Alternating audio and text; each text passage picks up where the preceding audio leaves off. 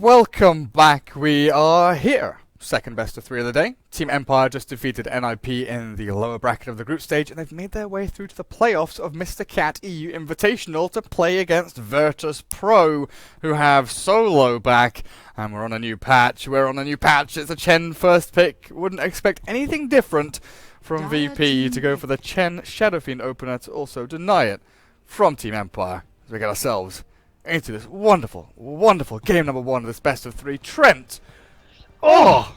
Feels good Oh, to be back, doesn't it? Doesn't it feel good to see this Chen guy? You know, just this morning I was lamenting. I saw that Reddit post. Someone said, "Howl literally better than Hand of God." You know, it's just like pretty much, honestly, at this point, lower cooldown. Reserve time. You don't have to be Chen. You're liking instead. It's great, but Chen, baby. I saw Fluff tweeting a little bit. Everyone's fiending, of course, the new patch notes. But Fluff, big fan of Chen. He said, "I know when I'm playing in pubs now." Because think about it, man. Early push, early efficiency, being able to stack the minute marks, 30 seconds, stack, 2 minutes, minute stack, 2 minutes stack. Think about how much gold just came back into the game. It's crazy. Yes, Wild they Wing got reduced. stacking. Wild Wing stacking's Yes. back. Exactly. They got reduced like 20%, but as you were saying, taking the Shadow Fiend, denying it away from the COG shenanigans with our Clockwork, plus we know Empire have also just played it twice today and done exceptionally well, even if there wasn't a Clockwork there. He snowballs pretty well, He helps get that early roast going. You guys kind of group up. You can just roll the game out with Shadow Fiend, and he doesn't even fall off that hard. So, very strong opening from Virtus.Pro, and Solo's back. No Zai today, guys. He is back from vacation. Absolutely. Empire, ban out the Io and Darkseer against VP. We saw a lot of VP doing like the Disruptor Ursa thing, all the way through Kiev, and they kind of gave that draft, or the idea of that draft, to a lot of other people as well afterwards. But it looks like this game, they're going to go for something a little bit different to fit the new patch. So is Team Empire, though, with a Doom in their first phase. 4-roll Doom, 3-roll Doom. Not quite sure where that's heading just yet, but I guess with the jungle being a little more, a bit more accessible and open to, farm up camps and maybe Iron Talon and stuff like that, could see that roaming Doom come back again in... What's an Iron Talon? That's a strong strange way. item. I thought that's only on position 1 heroes that rotate to the jungle. Radiant Is it coming back and offlaners purchase such a beautiful item again? Oh, yes. They're going to have to, but no shrines for the first 5 minutes. TBTA, Bat, Rubik, removing some of the off-lane annoyances there. And okay, VP still go for the Disruptor, so they've got Chen and Disruptor now. Could go for, the Ursa safe lane if they really want to. He's decent against Doom. A bit annoying to play against the Clockwork, but once you have your phase boots, it's not that awful. 10 seconds remaining. And TA, I think another hero that should be exceptionally strong this patch. Good denies, mid lane, kind of similar to Shadow Fiend. All the stacks coming back. She's not someone that suffers from all those cloak auras. She just has all this physical spill damage. Well, pure spill damage coming through, just from like pure right clicks and everything like that. So, TA very happy to see the minute spawn camps come back. I'm sure. Oh yeah, definitely. The ancients and everything. It's crazy, right? Like Well, that's the thing. Stacking those up. Because before that change, it used to be, especially if you were Radiant TA, every time a rune spawned, you would go to your ancient camp, stack it, and then walk to the rune spot. Every time. And now it became a little more awkward, where you kind of rely on your supports to do it. But things are changing. Well, we have talked about this guy too with the Witch Doctor, someone that Empire's picked up a couple times now. We had him, I believe it was like a Night Stalker +1 kind of dual offlane where they're running at you. So Chen is one of these other heroes that kind of opens up the Witch Doctor. So the cast will be bouncing about and trying to slow down these creeps. I don't know if it's enough to bring back Mirana, guys. She's trying. That 3 damage base increase thing, pretty cool. But I'm not sure I can quite see her making a return just yet, even if she could nuke some of these creeps down. But a man can dream. A man can dream. What about Warlock? Because he's had a couple of changes. Things look interesting for him. But yeah, he's out this game, but I'm surprised for sure. Because at one point we did see Warlock mid for a little bit, Yeah, true. Warlock mid was pretty sick. Maybe the Hand of Midas You're Warlock basically will saying come back. Bloodstone. Is that what you're saying? Are you saying Bloodstone? I see. I'm not entirely sold on the Bloodstone build because I feel it's incredibly hard to fit that into seems impossible. into your build. It's one of those kind of awkward items where you want Ags, you want Midas Ags, you want Refresher, maybe you want a Blink or a Force Staff, you want Mobility. There's so many things you want and need as a Warlock that slotting such an expensive item into, you know, your first or second priority is close to impossible. But I feel like Core Warlock could definitely come back in a big way. I mean, he's a very strong laner. He's very, very annoying in the mid lane. Like, he's incredibly annoying in the mid lane. Can outlane and outsustain almost anyone. But maybe a topic for another day when he does appear. For now, we will get a Lifestealer here. Also good against Chen. You know, those what are the cores against Chen that we always see? Like Lifestealer, obviously the Infest plays, Clinks the Eat plays, Mirana the Arrow plays. So those kind of options were open to them. They go with the Lifestealer. Clockwork's like kind of okay with the hook shot, but maybe not as reliable as a Blink Dagger in some ways. I wonder why no... Especially against a Chen army. I wonder why no Clinks for Empire. They played it earlier today, and against the Chen, it seems so strong just to be able to eat one of his creeps, and then with his talent giving 1,000 HP to his creeps as well, you know, Dark Death Pact just feels incredibly overpowered against the Chen. But Lifestealer, I guess, a good laner against Centaur. He's less susceptible to getting glimpsed and things like that, I suppose. Yeah. I think it's just the safer hero. No final picks, though? 5 seconds No, exactly. Should just be the mid laner here for Team Empire. Take out the Storm. Many heroes removed at this point. And they're going to remove the Lycan. So again, that just early aggression, trying to take over the game. Trent. Can you imagine Hand of God and Howl? Is that what you're getting at? Yeah, exactly, right. Like, just imagine that. Howl, Hand of God, on Chen creeps. What do you do? Especially when Empire have 0 wave clear. Like, 0. They throw a cask and they're done. Like, oh, we've got a rocket flare. Oh, okay, cool, I guess. Yeah, that actually... That's a big problem. I'm sure we're going to see that. That sounds like a sick 3-4 pick, though. If you went for this, like, Lycan Chen shenanigans, like, damn. Yeah. Do you go Lina here as Empire? She definitely seems safe. FN Invoker? I don't know. Yeah, definitely not going to be doing any... I mean, you're just looking at Disruptor and stuff. You're certainly probably thinking about a BKB, but the wave clear, I think they are hurting enough that Lina certainly makes a lot of sense for them. And you've always got to be worried about that Chen in the mid lane. It is going to be the Lina to give some lane dominance over to Empire, but you'll still be worried about, you know, Centaurs and Satyrs and all that shit coming towards you, and VP are the one that go for Clinks. Yeah, so same benefit. I mean, you can do the exact same thing, so... I mean, you can eat your Chen's creeps, right? Yeah, So exactly. once Chen is it level 20 talent? I wasn't even thinking that far ahead. I was just thinking the base... I don't know. I'm going all in on but, this. Yeah, you really are. Yeah, it's level 20. They get plus 1,000 creep health, ladies and gentlemen. Which is... I don't know. Which is a lot. Chen also is probably still the only hero that can actually buy Helm. You know, there's not many. But he still could. I could see it. Well. I think the Lina has issues. I feel like they were forced into it because they have very poor wave clear, but doesn't build a Blink Dagger, so we're still relying on Clockwork or potentially Doom to get one, which isn't the most unheard of thing, but you know, there's obviously better Lifestealer carriers from the mid lane, but Lina has a job to do. And this does give them some tower pressure for themselves. If they actually do get that snowball going, they can take objectives. Roshan is pretty bad for them overall. Pretty slow. They'll need like the Deso armlet on Lifestealer or something like that. Radiant side though, they can do it very early. What is that noise? Someone's spamming Crash and Burn. I think that's Empire's draft. I don't know. Oh, I hope it was a VP player.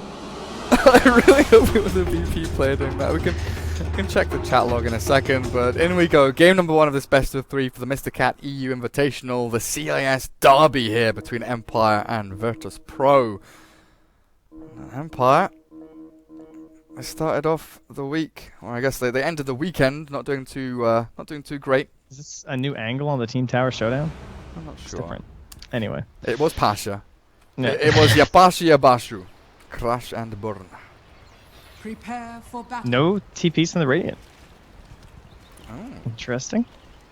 I guess you have a Chen, so he's got things to do. Creeps to find. Yeah. Places Oh, that's to be. an adorable courier. Oh my god. Where? On the Radiant. On the Radiant. Oh, it's Look at that thing. Oh. The Akemi Doge. Katsuro. Say no to anime, children. Look at that thing walk, though. It's Oh, so wait. cute. I've forgotten to do a thing. Did I A do thing. that? And Poshka, where is Pudge? It's a disaster. Where is Pudge? Look at these clowns. Why is Just he gooning around here. Why is he asking about Pudge? Because of Fountain know. Hook? Maybe they want to bring back Pudge. Is he making a reference to the old Fountain Hook? 30 seconds to battle. I mean, we've got replace respawn timer plus 1 dismember duration. 1 second, that is, at level 20. Not really enough for a Pudge. Maybe they've been doing some scrimming and lots of Pudge lately. Of course, worth noting, VP been pretty quiet, right? They haven't been up to do too much since the major. That was 2 weeks ago. Yeah, it's nice. You do well in a major, suddenly you don't have to play all these qualifiers, right? I wonder if they'll ever remove this. I'm sorry to like go off tangent, but I don't think so. All of this stuff where we're able to see the pings and the in-game chat wheel from the players is very, very funny. Okay. Top lane, Pasha Centaur going to be heading up against the defensive dual lane of Chappie's Lifestealer and King O's Witch Doctor. Of course, Miposhka's Doom heading towards mid lane. Yet to find a creep, but has the Devour and will be heading over to that area as Solo wards up and takes down the Courier, which I guess was holding a salve. Yeah, salve for FN removed out of the game. Going up against and look where the other Courier is. Nah. Not happening. Sitting here. Yep, not going to get this one back. Miposhka's going for a wander as well. Looking for the Chen. Trying to find Chen, yeah. This is smart, though. If he takes Chen's first creep, that is... I mean, he knows, though. He just watched him do this, so... Where did the creep go? He sent it somewhere. Hey, he ran away from the Doom. Now he's trying to find Doom. Oh, Lil. Looks like you're okay. Down a bottom lane, Ramsey's clinks against the Ghost Stick. Clockwork. Clock doing reasonably well here. Annoying the clinks, getting some denies, getting some good CS, but mainly levels down here, which is he's looking for. As Miposhka has devoured up a Wild Wing, doesn't have enough mana to use the Tornado, though. 200 mana cost out of a 218 mana pool. Still wanting to leech experience and hunt down this Chen as top lane Centaur in a spot of bother. TP's out with the one stun gone. Empire have nothing left to lock him down. Was a little bit close there, though, but not quite there. So this is, you know, you're thinking about clinks for the dire side, though, of course, with the Radiant.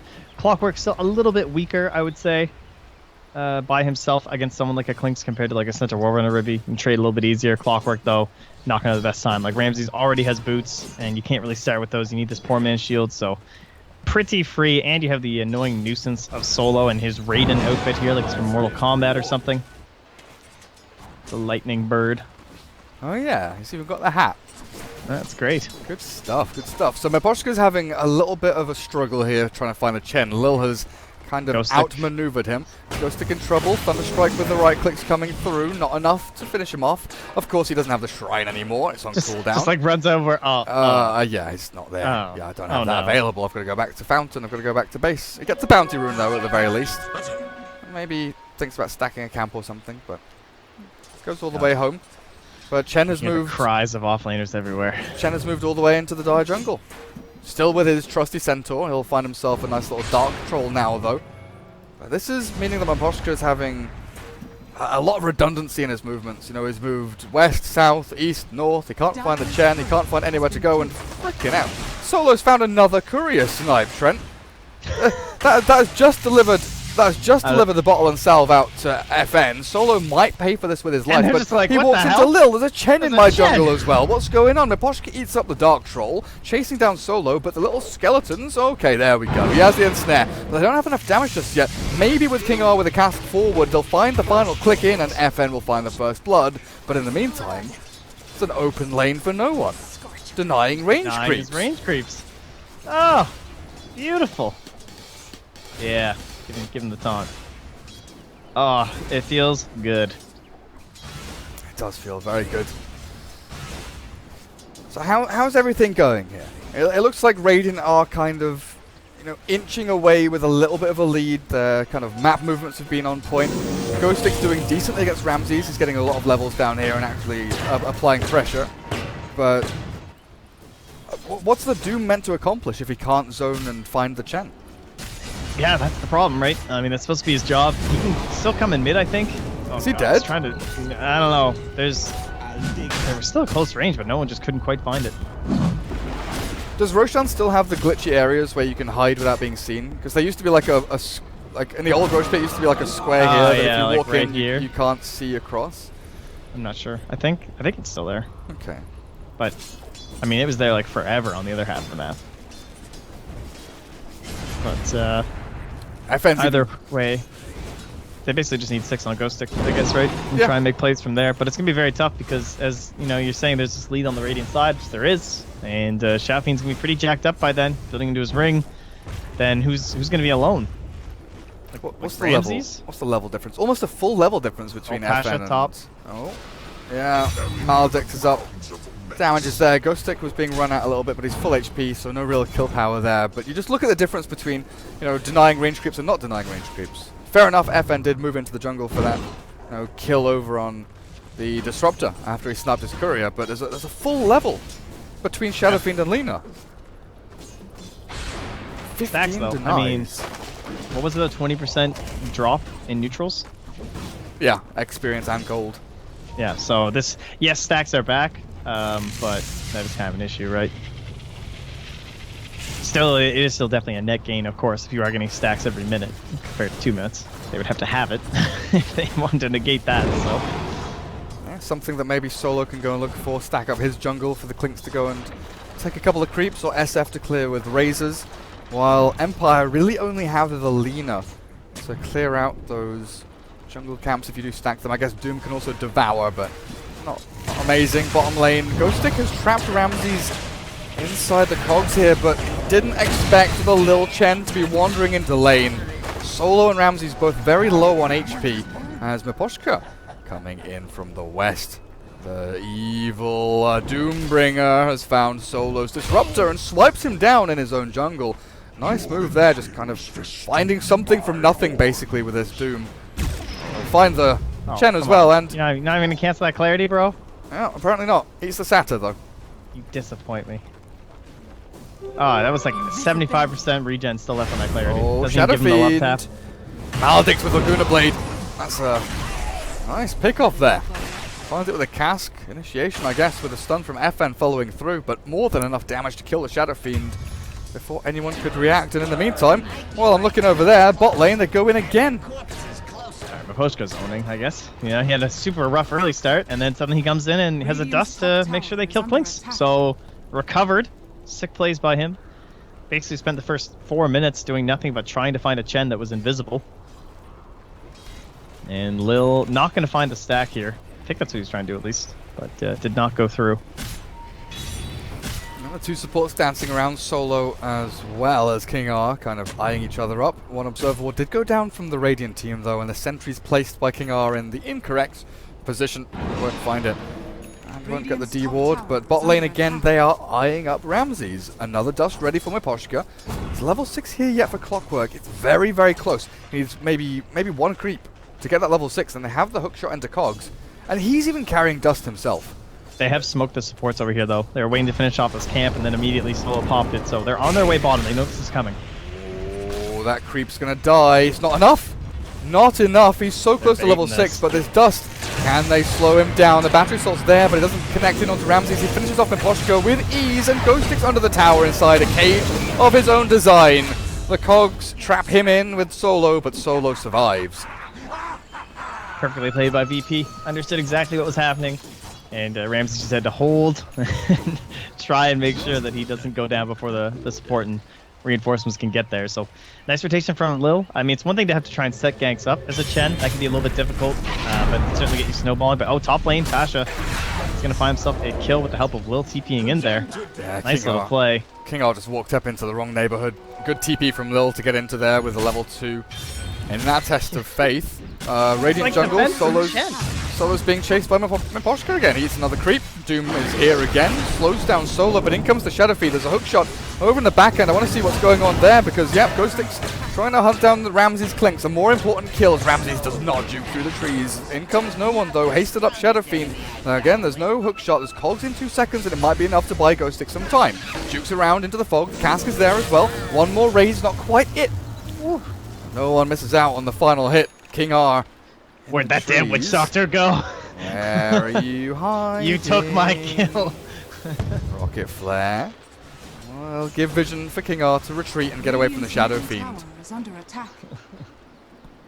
Wow, man, Lil is just having a hell of a time though. Like, nice kill, of course, by our clocker here. So Ghostic does bring down Ramses, but Lil's just like, he's not forced to create these opportunities for Shen, which can be the hardest part of playing this hero. Instead, he's just like rotating around to heroes from Empire diving and then getting kills that way. So he's level 5 and 3/4, just moving into the 10-minute mark. Feeling pretty good, I would say. He's like a full level ahead of his Disruptor. And quite a ways ahead of the supports on the dire side. Level 4. Only Mahoshka, of course, hurt so much by that early roaming. But look at Chappie. Chappie, Hand of Midas. Armlet is on... Well, it's not on its way, but it's getting closer and closer. Pasha's given a bit of breathing room here, though, as Klinks did make a rotation up to the top lane, looking for maybe a stomp into the physical damage that the Bone Fletcher brings. Maposhka mid. He's got Scorched Earth. Glimpse him back into the field. Ramses is here with a strafe. Oh, that damage is insane! Doom is dropped down, and you're right, even with the vision of the Klinks, Maposhka felt he was safe with both Scorched Earth, as well as that Hellbear aura, maybe enough to get himself away, but... That aura is, I mean, if you don't have like the Wild Wing, there's no way you live there, I'm pretty sure. He's still, 0 armor still. I mean, Tranquil is not what they used to be, boys. And Chappie.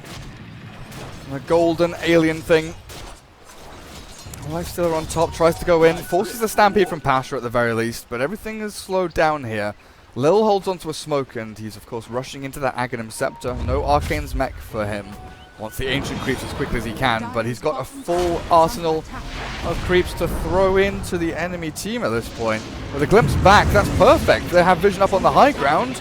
Lena's caught inside the Static Storm with the damage output between them. Bloody hell, look at that Lena go. The bottle charges keep her alive though, and in comes the hook shot from Ghostic. Lil's caught inside the cogs with the Hand of God. They try to do this and turn it back around, but Chappie's TP'd in as well. Lil is tanky, but not tanky enough, and down go all of his creeps. The Hand of Midas clears through one. The tower kills off the others. FN will be lucky to survive through all of that though. Wow. That hurts. I mean, you have all this momentum going, and you're about to get their mid. It's Alina. She's trying to build in this Bloodstone. What a huge kill that would have been for them. And not quite able to get losing a little bit on the micro there as well. Like the creeps, he kind of stopped. I mean, I understand he's in trouble and stuff like that, but I think there was potential had he actually continued microwaving for a Satyr Blast, but unable to find it. Ramses is just back in the jungle, so that kind of gauged aggression there from VP not working out for them. Still holding on to some kind of lead in this early game. 1,300 net worth, 12 minutes in. Not really the... Look at FN though. Really the most important thing, yeah. Clears this out, gets Bounty Rune, stack here, clear this out. He's closing in on the same net worth as the Hand of Midas Lifestealer. Like, sure enough, Shadowfiend has been clearing stacks and farming jungle himself. Going straight into that Dragonlance BKB build that we saw from FN in the previous game. But I'm wondering now, against a Clockwork with no Force Staffs on the horizon, what's your plan to deal with hook shot into Cogs? Well, for now, you'll kill off Chappie. Oh, for some reason I thought he had an armlet. No armlet, no evasion. I thought the same thing. I was like, because he looked purple for a second when I panned over. I was like, oh, it's just that immortal. Oh look, Trent, the chat is being invaded. Привет, привет, bratan. Как дела? That's the extent of my Russian. I hope you're all okay. I hope you all understand English, or else this is a worthless endeavor. Mid lane push comes in though. Lil looking for this first tier 1 of the game. Just pinged Pasha. They know he's in here sitting, of course, with this ward still up. Trying to make a blink play. So they have Flare. They can cancel it and go for a play on him if they want, but he also has his own vision sticking out here. So he'll kind of see that coming. Look at where Empire are though. They're ready to cut the retreat. King R and Maposhka, maybe not the 2 biggest damage dealers, but definitely the control heroes here from Empire with Doom available. They're looking to try and get someone. The courier flies over towards the Observer wards, and Fractus swings towards Solo, who went north instead of continuing west or even going south. But it was a good plan by Empire. It just seemed the VP were wise to their actions. Dire's top tower is under This allows Ramses to go and take a tier 1 of his own up at top, or at least puts a lot of damage into it. Empire in no real position to come back and defend. Chappie... How much do you want to bet the next flare comes right here, though? Oh, it's not, actually. It's dodging. Where were you expecting the flare to go? To this guy. Pasha, they know he's in here. Okay. I mean, they don't know. They knew he was in there. Maybe they don't know he's in there now. They're just like, oh, he definitely blinked out, right? You're like, no, there's no way that guy's still in Yeah, there. he must have blinked TP'd. There's 0. I mean, who would waste a minute and a half just sitting in these trees? Yeah, exactly. Apparently Pasha will. Ramsey's invis behind tier 2, looking for someone to come and farm the top wave. Chen creeps there, make it a little bit scary though. Empire just spread the map, and yeah, the line is drawn saying, I think they're in our jungle, lads. They're not up top, they're not in their jungle, they're farming mid a little bit here with the Witch Doctor leeching some experience, but top lane, Chappie. Or infested. Ghost Stick, infested, hookshot in, and they found one with a Cog trap in. The blink stun not there from Pasha, gets pushed by the Cog. They do have the Hand of God, and send back! Oh! Clinks is in the fountain, they'll give up Solo's life here, or maybe they won't. Stack Storm, it deters the rest of Empire from coming in, and Miposhka running forward, looking to try and catch someone as they retreat. But Empire commit 4 heroes to the top lane, and 1 ulti from the Clockwork to try and find a kill. But it's VP who get tier 1, push top, and they send the Clinks back home, saving him beautifully. I think that initiation was a bit rushed, and that was the problem. They didn't have a chance to like do any sort of a Doom, or like Miposhka couldn't do anything on the side because the way they TP'd in, they didn't want Doom to TP in on top in front of the hookshot, so they had to go before his TP completed. And I think that's what kind of screwed them up. Like maybe if they had spaced it out a different way, or if he came from the shrine or something like that, they might have had better options there. Instead, VP get away with everything, not even wasting like a glimpse or anything. It was just like immediate bail. The second Clinks was gone. They didn't throw out the glimpse or anything like that, or try and get heal in Stack Storm. They were just like, nope, head on out. And look at the only hero showing on the map right now. Solo mid is the only hero showing on this entire map, and they go on him. They think it's a free kill, but the blinking from Pasha kills off one. Solo's still alive. The Death Ward and Dragon Slave will finally secure the kill as King R, he channels that for a long old time. They go into the back end and find the Centaur though. TP up towards top with the Requiem wound up. Oh, that's not what you wanted. You didn't know that the TP was on the back end from Ghost Stick as well. He tries to get himself away from this. Is there no battery assault? There's no mana. Ghost Stick doesn't have it. Fortunately, no one able to complete that TP channel. That's one of those TPs that you see it happen in like other game stuff. You're like, there's no way this works, but yeah, he must have checked Clock's mana. So very well played. There's no way he goes for that. They lose a couple though, VP. Don't really get anything out of it. Chen gets some farming time, I guess. 500 gold until he has the Aghanim Scepter. But this is all time where Chappie's farming into his Deso. Lina has the Bloodstone and 14 charges. Aiming for that Shadow Blade so he can catch people like the Clinks unawares. How's Miposhka doing? Not really got any big items. Neither of these supports do, actually. Sentry just spotted Clinks, but doesn't matter, I don't think. Nope. God, Clinks is so strong right when he gets the Solar Crest, and that's why Ramses has been playing past these towers. Like, he's trying to abuse this so much. Oh, they found Chappie. Static Storm's there, there's no Rage. He's going to run himself away from this one. The Stampede is out from Yapasha. They're going to try and bring him down. The Rage is finally here, but the physical damage from Ramses' armor toggle. Chappie gets himself away. Is it going to be enough? Not quite. Hookshot will not land either, with the LSA missing. Solo gets zapped by the Laguna Blade, but it's not going to be enough damage to finish him off. Just the hand of God out. Solo escapes, and the Yapasha, he can run away as well, or he can blink back in if he wants to. But VP have held the line. They killed the Watch Doctor and nearly have the Lifestealer, putting the fear of God into Team Empire at this point. Man, Miposhka is playing Enigma or something here, man. He's just holding this Doom.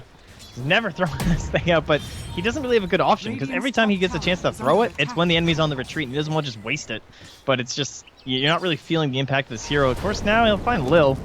You can run him down here with a couple boulders. Yeah, you can't kill him, though, right? I don't think so, with the Ag's HP. Oh, there's a hook shot. Well, he's got... Eh? No, there's not. Really? Ghost Stick, Man. it was on cooldown. Too deep.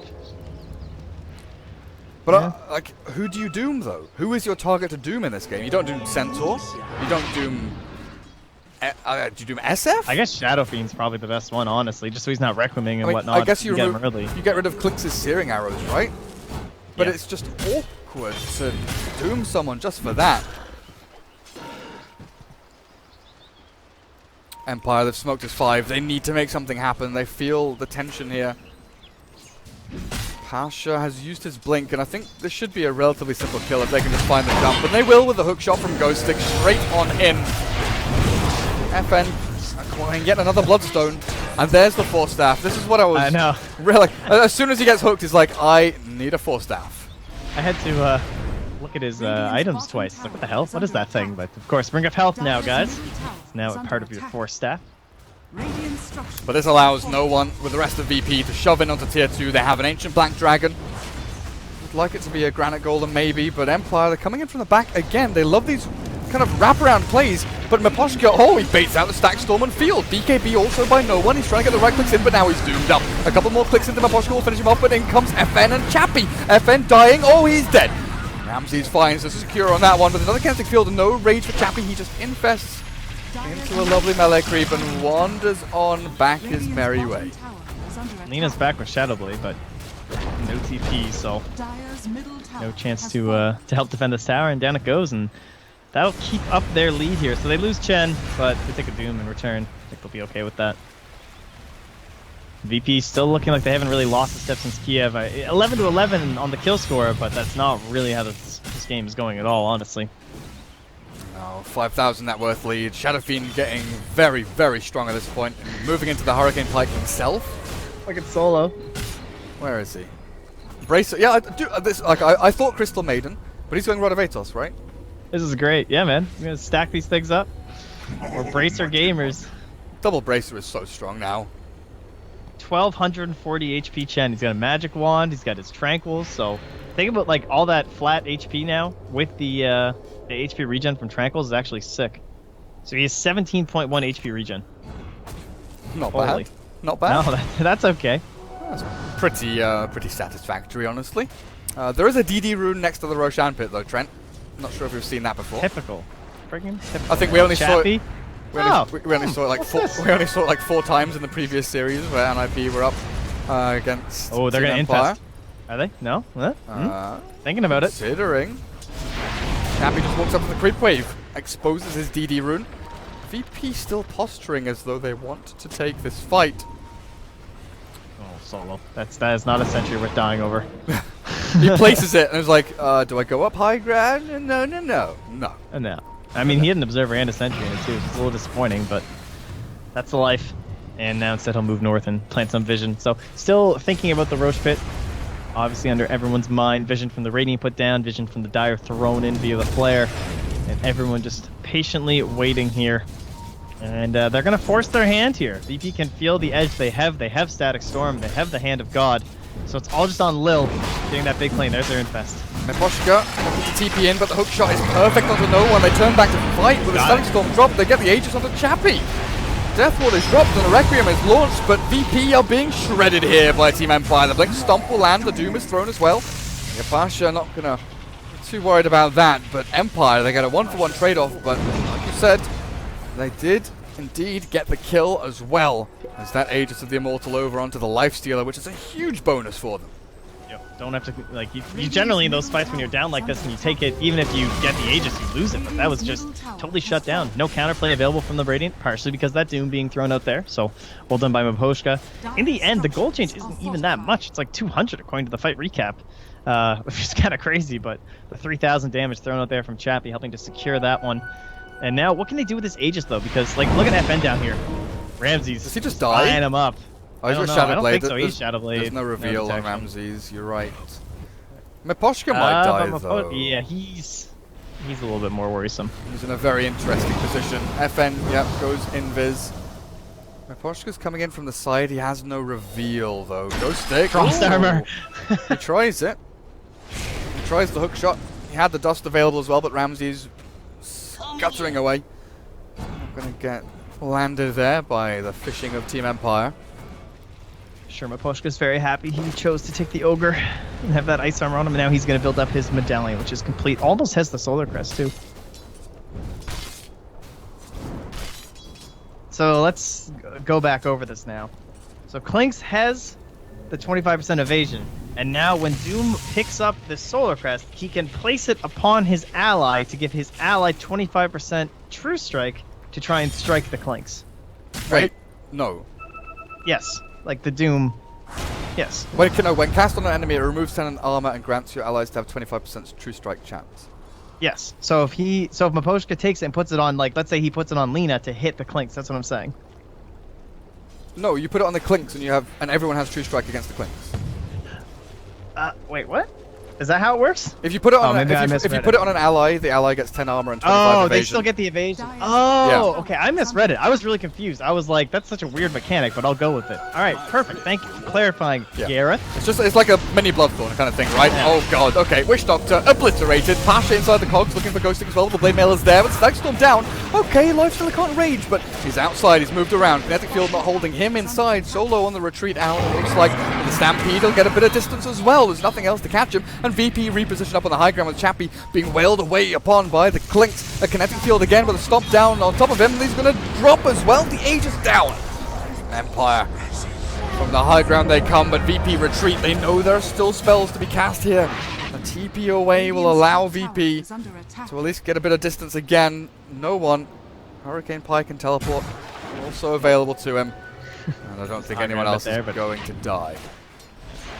All right, so that's really interesting. So that's our like 2K solution then to this evasion persuasion that everyone's under right now. They're all like, okay, everything evasion all the time, but now you can debuff them ever so slightly. Interesting. I can get down with that. It removes 10% and grants your allies to have 20%. Oh, that's so confusing. How does that math add up? Sorry, I'm probably ruining it for everyone right now. I'm wondering as well. So if someone has 25% evasion and then you have 25% True Strike, That's it, it's just countering things, I guess, right? but it doesn't mean that they negate each other, right? Like it doesn't. Exactly. It's not 25 minus 25 equals 0. No. It's some other random crap. But I also exactly. wonder like what the not precedence, what the you know with damage block, what happens first? Like if it evades, does it have a chance to True Strike on that evasion, or do you have? Yeah, That's how it works. Okay. Yeah. So it's still a little bit weird though. It's kind of a funny mechanic. Woo! Still better than giving allies weird True Strike mechanics. So I'm glad that's not the way it works. I misread the patch change, but New things. good. Yep. Fresh meat, ladies and gentlemen, on the patch. Oh yes. Chappie nearly has a full Assault Cuirass finished actually. This guy is farmed as hell. Very, very close to it with just a chainmail to complete, but no one is the guy up at the top. Butterfly almost done for him. More evasion, more and more evasion, while the Clinks looks like he's going to be heading into a Hurricane Pike as well. Just everyone buy Hurricane Pike against the Clockwork. More Force Staffs, more maneuverability, just try and kite against the Clockwork, as well as the Lifestealer. Because I feel that's something that Empire definitely struggle against, is latching onto a target without just hook-cogging them, because they don't really have any further, disables or catch. And they definitely don't have any displacement abilities to try and drag people back into the fight like VP do. With the dust out, they miss out on FN. Pasha wanted to get in onto it, but the hookshot forward will find Solo, and that's an immediate kill. With Pasha now caught out, he's left alone. He's got no team with him. Maledict and Death Ward, okie dokie. Okay, Empire really wanted to kill that Centaur. At least they're finding all these heroes without the evasion, right? Like getting this Centaur, getting this Disruptor. I'm just worried about in terms of itemization, like how soon do you get an MKB maybe for Chad? But they're finding fights without no one, so it doesn't matter, honestly. Like I'm trying to think of all these counters and whatnot to try and handle it, but he's top. Oh, no one. Can he actually get away from him? Like if he keeps vision, how is he gonna TP home? He just has to like keep running right now. Yeah, he just has to keep sprinting. He just can't come. In the meantime, bottom lane, Static Storm is dropped onto Chappie. He needs to find a space in the field, but he can't get it. He can't invest, he can't rage, he can't run, he can't hide. And King R, full staff forward from no one, slams him down. FN Shadowblades away and has to BOT to get back to safety. So in the end, it's a tier 3. That goes the way of Team Empire, opening up these shrines. But still, Chappie dying there is a big, big bonus, and no one being available for the kills really does help out Virtus.Pro. Yeah, they were not respecting the high ground there. That was like, once he got to the high ground, yeah, he can TP and stuff. So, I mean, it still gave him an extra like 4 seconds for them to like bail out on the situation, but they just committed everything they had for that tower, so a little costing this time. Ramses needs a fresh death pact here. What are his talents related to this? Oh, he doesn't have any, actually. Okay. So there's no way to like increase your death pact or anything. Kind of figured that'd be something Clinks would get, but 65 duration, so there's always 20-second downtime at all levels. Interesting. See if that changes in the future, but for now, he has eaten a Chen creep. Look at that bonus. Up they go. Up they go. No glyph means tier 3 drops, so VP level the playing field a little bit here, but they are the first ones to move towards the shrine to look for that damage, while Empire infest again into Ghost Stick. I don't know if they'll plant a smoke. They sentry up, they try to remove some observer wards, or if anything's lurking around in the shadows. Ghost Stick moves straight past the creep wave, though, kind of giving away what their plan was, and the shrine's already dead by the time they were getting anywhere near initiating it onto them. And with all of this, Roshan is potentially up in 20 seconds time, while VP have this side of the map all controlled up. And I think that's why you've seen Empire now moving into the Radiant jungle. They maybe want to try and push this bottom wave, force VP back, and look for a set of racks. It's going to be the shrine, though. The shrine's the easy target. It's at 100% HP. Thanks, Ace. And the mech is now finished as well here. So, I mean, Lil's got the heal burst. He's still got one more level to go here, but it's a ways away at 5. So he's 18, so... They still see him. Poor sad Solo. But that hook shot should have landed. Ghost Stick thought that the Disruptor would retreat. I wonder, does Solo buy back here? 30 seconds until respawn time. Rax are dying, and actually, Rax are dead. In jumps Pash with a two-man stomp. They've got him, and now drops a Static Storm. They've got Chappie as well. Oh! They've caught the 3 of them. Down they go.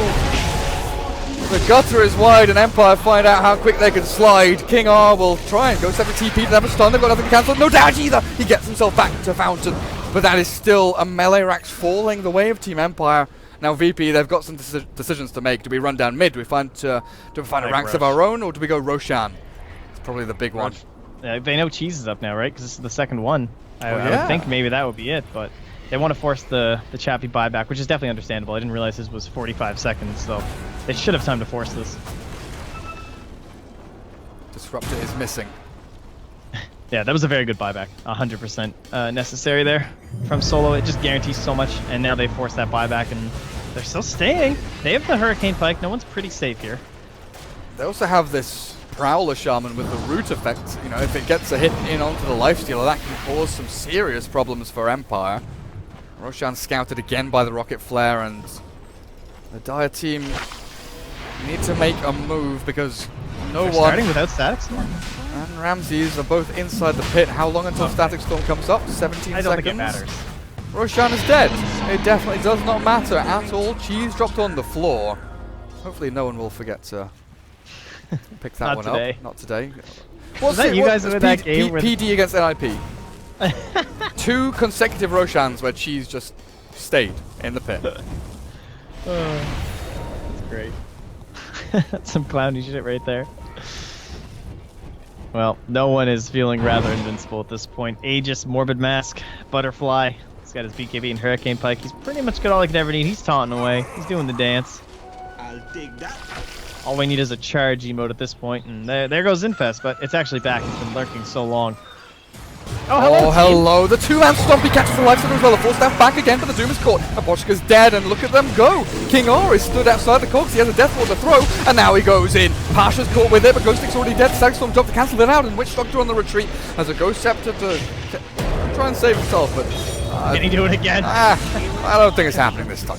I really don't think it's happening this time. There's a buyback out from the Clockwork. Chappie, of course, did get himself away from that battle, but Racks are falling at a drastic rate here. No one moves from mid to top. Cute items. Okay. Fair enough. Centaur Warrior. I was thinking during our patch notes, Centaur Warrior seems like he's got a nicer build-up, right? That ring into 4-staff is actually so good. It's like how you would buy it for your helm, but now it's like this 4-staff thing too. Instead of going for that hood, Lil gets dropped by FN, but it also forces out the BKB on the north side. Solo, how many hits does it take to get to the center of a Disruptor? 3, apparently, says the Lifestealer as Ramses clinks. Oh god, he's got a cheese, he's got an invis, but the Cogs push him away anyway. Able to get himself away as the hook shot slides past his butt cheeks. Pretty unlucky this game, honestly. That's a clench moment though, for sure. Yeah. He's been very close to some of these blind ones, but I'd say Pasha, besides any sort of like changes, I don't even think that has anything to do with the fact that he's doing so well this game. He's just playing with Centaur to almost perfection. Every time getting the 2-man stomps, not the easiest thing to achieve. Not a hero that's super popular anymore. You know, he's kind of fallen off in favor of some other guys, but certainly making it work this time. Aghanim Scepter and that increased mobility. Pretty powerful guy to have on your squad right now. cheese now dropped in base. Who'd they give that to? Oh, Pasha. Taking his backpack now. Whose effigy is this? Pasha's. Oh, the sad Pudge. Where? Oh, right Again, here. minus 25. Oh. How disappointing. Oh. It's so sad. Anyway, they're smoking up on the Dire side, trying to turn their lives around, turn that frown upside down, and get a hook infest play here. They aren't going to find anyone though, Trent. VP. Still frowning. They are 5-man grouped up inside their jungle. If anyone gets caught, it's going to be Lil's Chen. I mean, you take away the heals, yes, but then there's still this butterfly shadow beam who I'm Does he have- terrified of. Does he have Satanic as well? Yeah, Yes. he's got Aegis Satanic. Ramses, no cheese anymore. He didn't use it. Huh? He gave it to the Centaur. Centaur has it in his backpack right now because Ramses has replaced it with a Diffusal Blade, it looks like here. Empire still waiting around over in this Radiant Jungle, waiting for someone to come back and lurk around to maybe farm, but VP are very set on their movement towards this bottom lane of barracks. They've cleared out mid and top, and why not go straight down the final lane? They know it's Hail Mary playtime. They're trying to find someone away from no one because they know the Aegis timing is too far to try and time a fight on that or smoke before they're going to be in their base anyway. So hoping to find that Chen or, you know, maybe disrupt their way in the back lines and unfortunately not going to be there. But those are the kind of plays you got to make if you want to try and stay in a game where you're way behind. And this should be the March. We still have, again, plenty of time to, or it's 1 full minute, I should say, for Shadow Fiend, but that's a lot. Oh, Ghost Stick, that was your chance. And now he has to walk himself in, but the Hurricane Pipe pushes him back. The Doom is in the back end onto the clinks, but it's not going to do anything, Trent. Look at the combo here from VP. Static Storm with Requiem, now what? A couple of hits on the King Arm, and he goes steps up. Chappie trying to munch away at these ancient creeps, but he's glimpsed into the GG. Literally, as Empire tap out and say it's not worth playing anymore. They're all dead.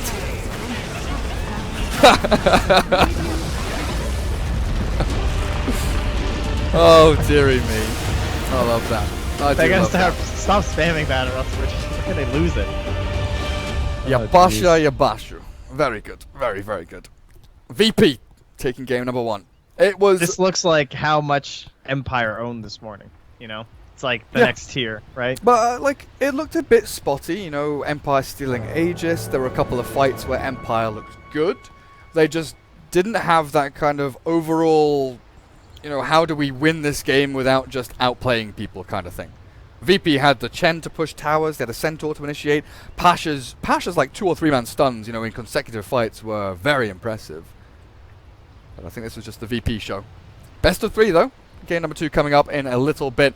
We'll see if Empire can fare any better against their CIS colleagues as we get ourselves into game number 2 after this break.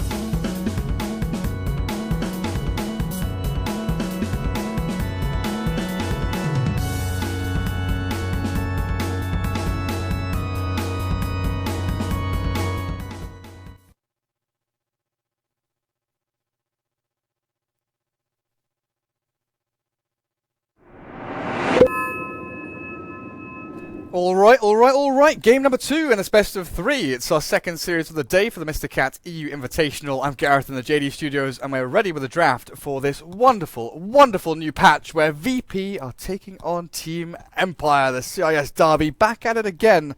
In game number 1, no big surprise that VP took it, with a lovely Chen from Lil and some wonderful little moves out from No One's Shadow Fiend, but maybe this will be different. Trent, what do you think? I'm certainly hopeful for Empire. I don't think it should be such a stomp as it was last game. That was pretty stompy. I mean, it was a little close at points, but largely it looked like VP were just outclassing them. We talked several times about like these maneuvers and baits and plays where it just seemed like every time they were a step ahead, they knew exactly what Empire were going to try and do, and the support duo was just immediately there from Solo and Lil. I mean, they've always been kind of the highlight of this roster for me. As great as Ramses is, and No One and Pasha too in their core roles, but Solo I think has just been someone over the past 2 or 3 years. I know I think he's like way more famous in the CIS community than he is in the English and Western community, which is understandable, but this guy just... He just wins games. That's what he does, you know? He always has these sick rotations. He plays the best disruptor in Dota 2 without question. And he just kind of puts his team in the right spot every game. 10 seconds Great stuff remaining. from them. Same opener here from Empire. With the first pick Clockwork, of course. remaining. They do have options to run the Miposhka Clock or the Ghost Stick one. But again, VP take the Shadow Fiend away from their hands. Radiant team pick. Again, no more Cog Soul shenanigans over in the fountain or anything like that. Yeah, take a Clockwork counter as well in the Rubik, just to lift him out, of course. Try and save allies who maybe get in trouble with the Brawler and Bruiser that he 10 is. seconds remaining. And it also leaves their position 4 open, assuming this will be a 5 Rubik, so maybe 5 threatening some seconds bans here remaining. from Empire in terms of the Chen or even the Enchantress. Dire team back. I don't know if you really want to risk that coming into the second phase, but Team Empire is showing a different hand here with an early Ogre Magi.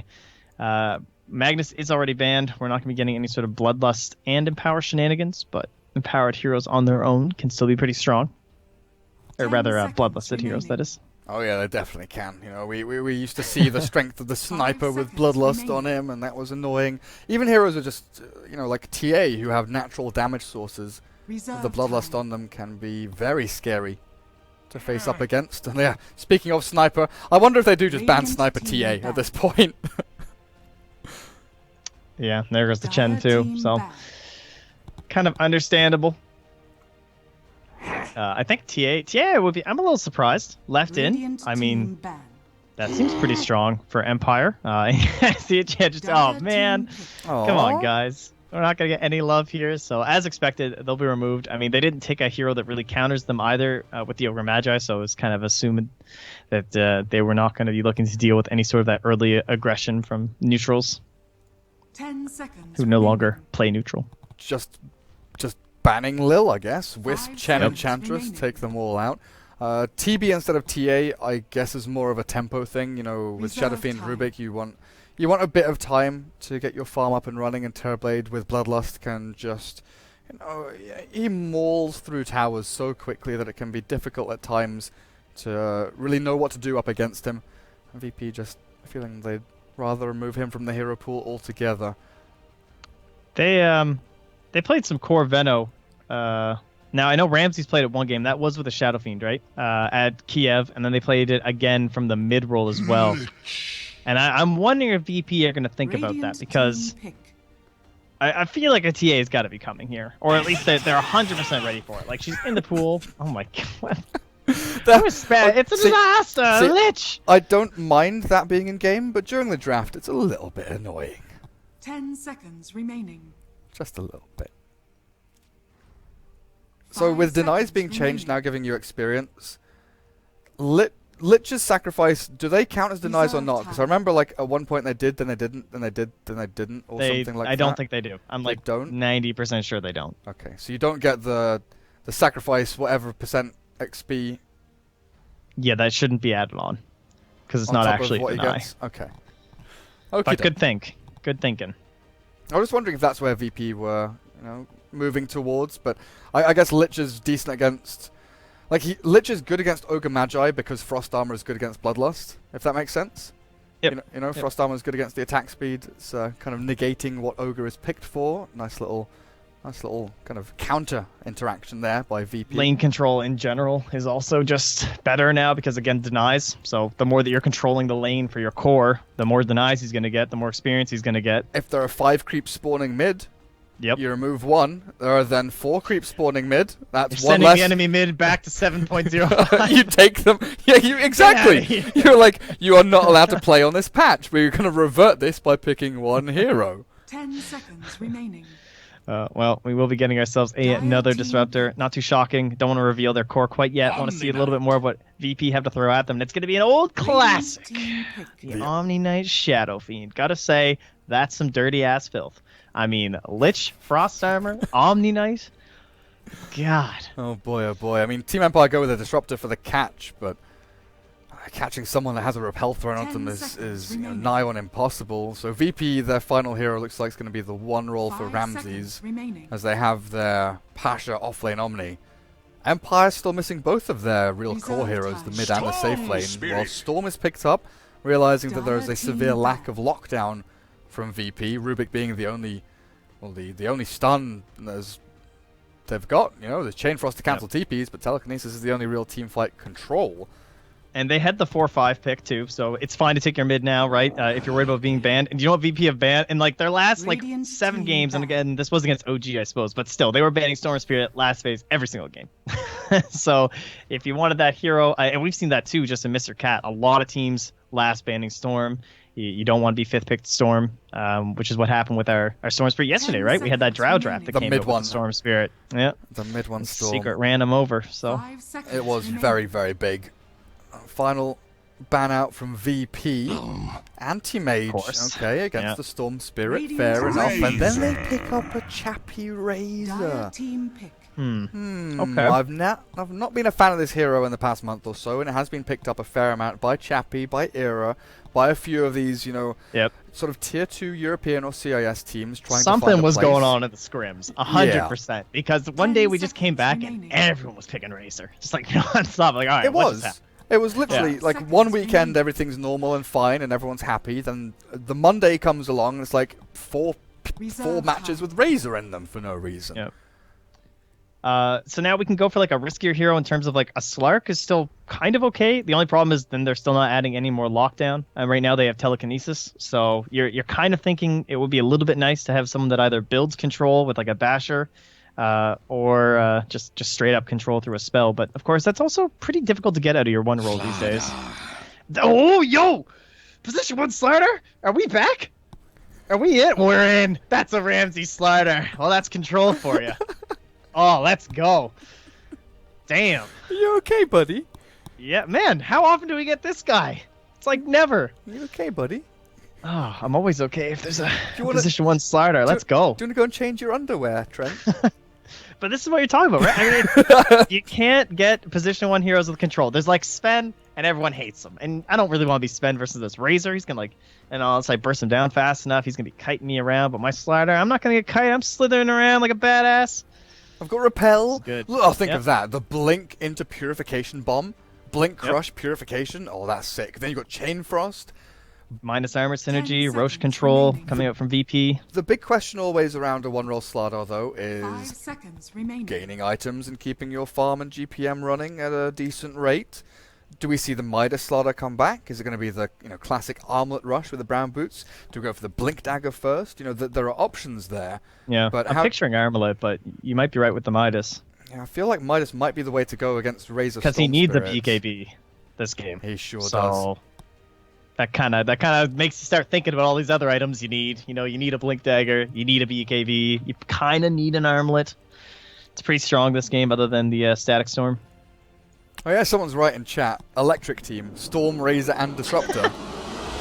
Oh, and they even have that. Oh well, we'll have to see to see And if it proves Clockwork. that. Clockwork Cogs are electric as well. So they've got 4 electric heroes. Wow, if only they had that Ogre Immortal where it has like the spinning machine on his back, the carnival yeah. game. That's kind of electric. Actually, in fact, I think it might be distinctly mechanical, but we'll see. Good stuff. Oh, old man Haas in the chat.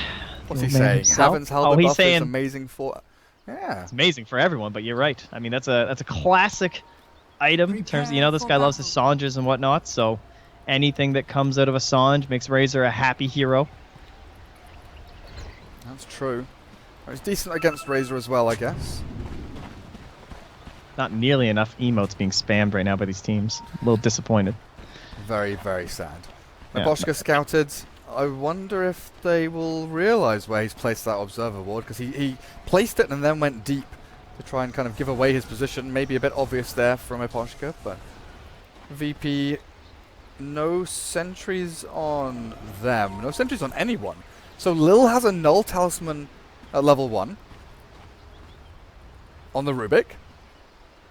I mean, just standard little stuff. What hero was it? It was Skyreth Mage that used to do this a lot, right? Bane. Bane. Witch Doctors did it for a while. Sure. Yeah. Oh, there we go. That's what I'm talking about. Oh, these funny, funny teams. Good guys. So Ghost Stick boots first. No. Stout Shield first on the offlane Clockwork. It was the Ogre with the boots. FN move himself over to the Bounty Rune. No Fairy Fire. The three branches, which I feel like we're seeing more and more often on mid heroes now instead of the Fairy Fire. Can't focus at all here. It's so good. Yeah, Miposhka. Fuck it, whatever.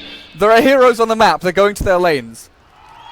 Enjoy the noises. Thank you for the applause. Thank you for the applause, Pasha. I appreciate it. I do appreciate it. Makes my enjoyment of this so much greater. Oh wait! Oh, what happened to the patch? Oh, where'd my creep go? Wait a second. This Lich guy. Oh, the new patch is out and there's a dual lane mid. Oh. Yeah, No one gonna gets be in very there. common, it seems. Wait, hang on a second. Clockwork has 4 denies. Hello? Was he just cogging? Oh, he was doing his just cog shit. Oh, okay. Like on the way up on the lane. Oh, yeah, sure enough. Dude, you pad your stats even if the cogs or the creeps won't path back that way.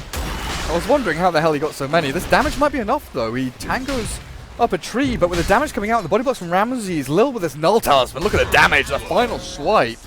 Ramses gets the first blood while mid lane the battle continues. Solo and no one against FN and Miposhka. The bloodlust onto the Storm Spirit comes through and they're forcing them to last it under tower now. This is a little bit worrisome for VP. As they're shoved in, Miposhka up on the front lines with this big old bruising ogre getting in behind the tier 1, but they are doing decently there. 6-0 against 5-2 of the Storm and the Shadow Fiend. How's the bot lane going? Honestly, I want to look at bot lane, but I also don't want to stop looking mid because this is and maybe this is a good reason not to look down a bottom lane because FN is dead. No one gets the double raises out with the right clicks and the Frost Blast from Solo's Lich. Perfect combination of spells there. Pasha, he's having a glorious time on bot lane. And that's the thing about Lich, like, not a hero we get to see too often, but it's not just a sacrifice that's amazing. Look at level 1 of Frost Blast when you have someone like Shadow Fiend. I mean, that's a 4-second slow that is maximum slow right at level 1. It's, you know, the damage scales, and the area damage scales, but it doesn't matter in this kind of situation. It's just this helpless penguin that's waddling around that is Storm Spirit. You slow him, and he just kind of, and he just dies to your Shadow Fiend, so very effective in what I'm sure will be a pretty long era of dual lane mids. At least that's what it feels like. Are they wrapping around in onto Ghost Stick? Now Lil is just collecting bounty runes. Has enough money for his brown boots now as well. Considering going in. Ghost Stick is quite tanky though, close to 800 HP. Tank going up as well, and Lil, yeah, he'll take the long path around. Mid lane, the TP comes in from Solo. Clarity's up no one, who went boots first on this mid lane matchup. Yet to get his bottle, a little distant. From that, this Ghost Stick chased again back away from his lane. Burning through the salve and a lot of regen here already, but VP, they seem to be off to a really, really great start. Yeah, speaking of bottles, whatnot, we talked a little bit lately about Shadow Fiend's ditching bottle. They're just like buying all these clarities and stuff, especially when you have a CM on your team. And just thinking about CM now and all the camps being back in the minutes, that hero seems like she's also going to be very strong. Like giving yourself that mana to go through that clearing motion. But top lane again, I think Ghost should be okay here. He's trying to trade back. Ramses has another crush. It's so long. Oh. That was a lot of respect given. I'm surprised he didn't dive that. Ramses finally gets through his salve, and he's going for the Hand of Midas. Brown boots into Midas. Radiant's bottom tower Playing it is safe. under He's just attack. like, you know, I don't want to die here. This is a lot of creeps. You have to leave the lane. I know your shrine's not up. How long? Suck it, Radiant's off laners. Another top tower minute. is under attack. Yeah. 5-minute mark, man. Until these things come up. That is very annoying. Pasha did manage to TP away from Chappie, who threw the static link down onto him. Now, this is some lane where they can't really kill the Omni at all. Pasha just walks into lane, he's like, okay, I've got Purification and Repel. I'm going to heal myself, I'm going to Repel and TP. Your static link is going to do damage to me, but you're very, very unlikely to actually finish me off. I Look think at no one. this is why like King R is rotating in towards mid lane. Okay, he wants to leech experience. Help out This the lane Storm. Top lane. Good telekinesis. Lil sends back Ghost Stick. He's having difficulties though. I think he wants to try and tangle himself through the trees. He's going to get pushed back and finished off by the Clockwork regardless. So they're bringing the ogre up top now, but the Storm's day is just done. You know, he's got. I think he has some stacks going thanks to the whole minute thing and whatnot, so it's a little bit easier. But they have the vision here. This will be blocked off now, so it's not going to come back at the 5. And pretty unlikely it gets deawarded even before the 6-minute mark. So they're throwing FN to the wolves, and I think no one's almost 6. Trying to go onto Ghost Stick again with a Lich here, box blasting it forward. Ghost Stick is slowed and the body blocks look okay, not enough. Right click damage Come on, from no Lil. talisman. Yeah, it was a lot of damage, but not quite the amount they needed to tick over the Clockwork into death. Now you've got King R leeching experience mid while the Storm Spirit's farming in the jungle, like you were saying, kind of relegated to jungle camps now, FN. This is still a good way to get golden Thrown to the experience. wolves. How old are you, by the way? Yeah, I don't know. You don't want to know. Maybe 12. Who knows? They finally used that shrine though, so Maposha gets the mana back for his own general harass. But no one is he's living the life, dude. Dire's top tower We haven't talked much about Omni. As you said, Nampasha just like he's TP'd away once, kind of ditched the lane. He was fine, but no real concern of dying down here. But certainly not like a Kezu Omni or anything like that, where he was just given this free lane or something. You know, Razor a much more difficult matchup. Better, I think it was either a lifesteal. Oh, it was a Jug that Kezu got to lane against. Yeah. You know? You'd rather have that than this Razor who just runs at you and you don't really have any options to deal with him. Well, that's the thing. Like Omni is under no real threat of dying. He's got decent CS. His levels are going okay. Net worth 1800 is not amazing by any means, but it's reasonably good. The question always is though. You know, Chappie has been given a relatively simple lane, hasn't been under any pressure at all. There's no pulls though. This Lightning Revenant, what does he do? Because he's not the best tower, but he's actually probably one of the worst tower pushers. The only thing he has is a Ring of Aqua to try and help him out, shove this tower with the catapult wave. Has to rely on his creeps to do a lot of the damage. Hey man, he's got level 4 plasma field. Oh, mid lane, no one. Hello, 3 heroes here. Purification Repel come out and no one turns to fight. With a double raise out, Ghost Stick, one more punch and down he goes. Give me that. Clockwork is gone. Good rotation from Pasha, and Lil is here as well to try and battle this out if Empire feel they What a want time to have an turn. arcade rune. Dire's bottom tower is under On the on the SF, yeah, you're right. Good stuff. Very handy. And now Omni comes in, gives you a heal. Oh, they have a telekinesis. Double raise. Oh, he zaps away. FN, very fortunate to be retreating with his life. Dude, look at his buff bar right now. He's got some null field going on, a little bit of help from a Lich. This is nice. You can do that compendium quest. What is it? Like Yeah, that's alright. 12. 12? That's insane. Yeah. We had to buy a bunch of helms and get neutral creeps to make it work. Oh yeah? Is that the only way? That's the strat. Maybe Ramses will pay for VP's insolence, but no. Able to slither back far enough away from the Clockwork. Still working on the Hand of Midas. 100 gold, or actually 200 gold away now. I've got to get that into my head because it's 1650 for the recipe. Yeah. He has definitely garnered quite a bit of the attention of the Radiant, namely the Ogre Magi Mapochka. Ditching mid, just seeing that wasn't going to be a victorious lane or anything that he can have a significant impact on. So, I mean, he's opened like what, a basically 700 gold lead essentially for the Razor over the Slardar. So that's pretty good on a hero that again we know needs a lot of items. Wants the blink, wants the BKB. Probably would have liked an armlet. Not sure how he'll be able to work it in depending on his timings.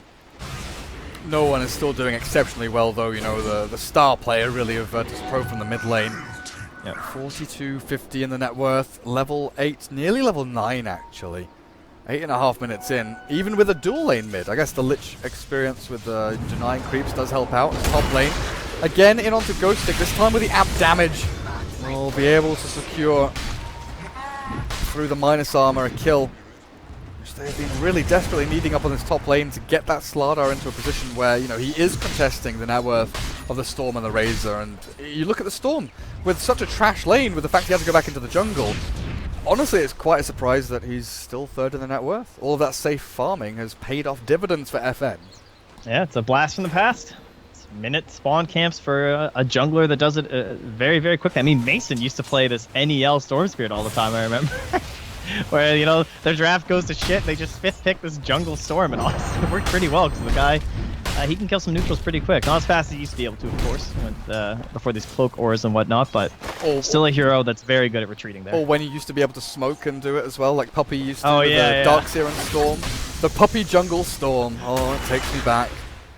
When was that? Was that TI4 era? Something like that. It was like yeah, 3 years ago. It was a long time ago. Pasha going in for a kill onto Miposhka with a purification and a punch. Oh dear, he TP's away, but the final crack of the whip, and Chappie gets the killing blow there. Pasha a little bit too big for his boots, trying to kill an ogre. Incredibly tanky. You don't go on the ogre, man. Come on. Anyone but the ogre. 8 armor. It's kind of good. 19.3 HP regen when his tranquils aren't broken from an Omni Knight running at him. So, hey, he'll just waltz on with a convenient. This is the support money gaining ward right here. You always see with the runes up, so you can come and steal it. Safety first. And Miposhka's basically back up to full HP. Come over, give it a little bloodlust over to Chappie. Here you go, my friend. What a hero. It really is the battle of the buffs this game. How many Hands of Midas are we going to see, Trent? There's one on Slardar. Omni Knight has one queued up as well. That makes sense. Lich might buy one. Rubik, You think? probably one. I don't know. Lich is one of those weird heroes, right? Where his he doesn't have an item set. He is able to, through his skill diversity, purchase any item he wants to. And I feel like, similar to Phoenix, going for like a Hand of Midas into you know, Shiva's Guard, or you know, something big like a Scythe of Vice is incredibly good, but maybe they'll feel they need something like a mech or something like that from Star Wars. Top lane, first gank from FN. Oh, he's gone though. Oh, but he's under ward. Oh, he's gonna go back and farm his Yeah, camp. he's Oh, dead. no, yes, no. FN jumps forward, glimpse as well into the Static Storm. That's stun last. This guy is tanky though. This guy's tanky. No crush available. 6 stick charges, 7 stick charges. Gonna pop them, but still die. In the meantime, VP, they ran down to bottom lane looking for Chappie, but he was able to move himself up to top. Well, this gank was all taking place. There was even a TP on Pasha. That probably could have been a save if he went. But I mean, you don't really expect it though, because if it's execute, like if he doesn't get that crush off, there's no way he lives, you know. And that took away a lot of the damage that FN had to burst. So it's understandable that Pasha didn't make the rotation. This is the worst mid matchup I've ever seen, Trent. Lich against Ogre 1v1. End. Just dead. It's over, guys. Hop on another game right now. Thinking about killing myself right now. I just don't want to see this. I'm trying to get some experience, of course. Not really battling it out or anything. So Ramsey's up on top lane. Blink Dagger's queued up. The hookshot flies in from Ghost Stick with a purification and a repel back onto Ramsey's. All of his damage is being drained. 131 gone, and he's got nothing left to give. With the glimpse back, no one. Is that him being sent? No, it's someone else. Ghost Stick's now inside the safe zone. FN. Oh, any free heroes here? That stolen Eye of the Storm is actually maybe a little bit too much. The heals from Pasha. I don't think FN can pick this, but now who can come in and help? They have Stackstorm back up, and King R's nearby. He's thinking about Eeny, it. meeny, miny, mo. They go for all of them at the same time. Well, Lil's going to be the one to fall the first, and now Pasha caught inside the storm still with the damage output. Good enough. FN finds 2 with the help of King R. Now with no one trapped inside the cogs. This is VP crumbling as Empire set up beautifully with the invades of Storm Spirit right on top. Just had to be the Omni. You know, that was the key thing there, right? Make sure he's inside. Hopefully 1+ Omni would be great, but now Miposhka looks like he'll also fall here. He runs into the enemy territory, so They'll get one back, but obviously not of much consequence for the Radiant here. Big gains for the Radiant, and most importantly, they're coming on a Storm Spirit who's looking to go Bloodstone. Dire's top tower. And it's is under 14 attack. minutes in with Ramses going his Hand of Midas. You know, it's going to allow him to Dire's top tower has fallen. gain gold at a decent rate, but Under he attack. needs the Blink Dagger. Like you said, he needs the BKB later on. Things have been slow going, and Slardar often seen as that action hero that starts brawling and fighting much earlier on with, you know, a fast Blink Dagger able to jump into fights and start things off for your team. And things have kind of stalled here for VP. No one still going to go for the Dragonlance BKB build. What I would say is that they are going to have a lot of damage pretty soon. I mean, even now they kind of have that damage, right? Like Purify and a Blink Crush. When this Blink does come up, like let's say the Bloodstone's done at that point, and they just kill FN, he could realistically just die, you know? And then these Bloodstone charges start going away, and we have all these buffs on top of no one, so I'm certainly not feeling anything too strong for Empire quite yet. They definitely need to get some pressure going from the Radiant side, get some of these towers knocked down, and increase this vision. So far, so good.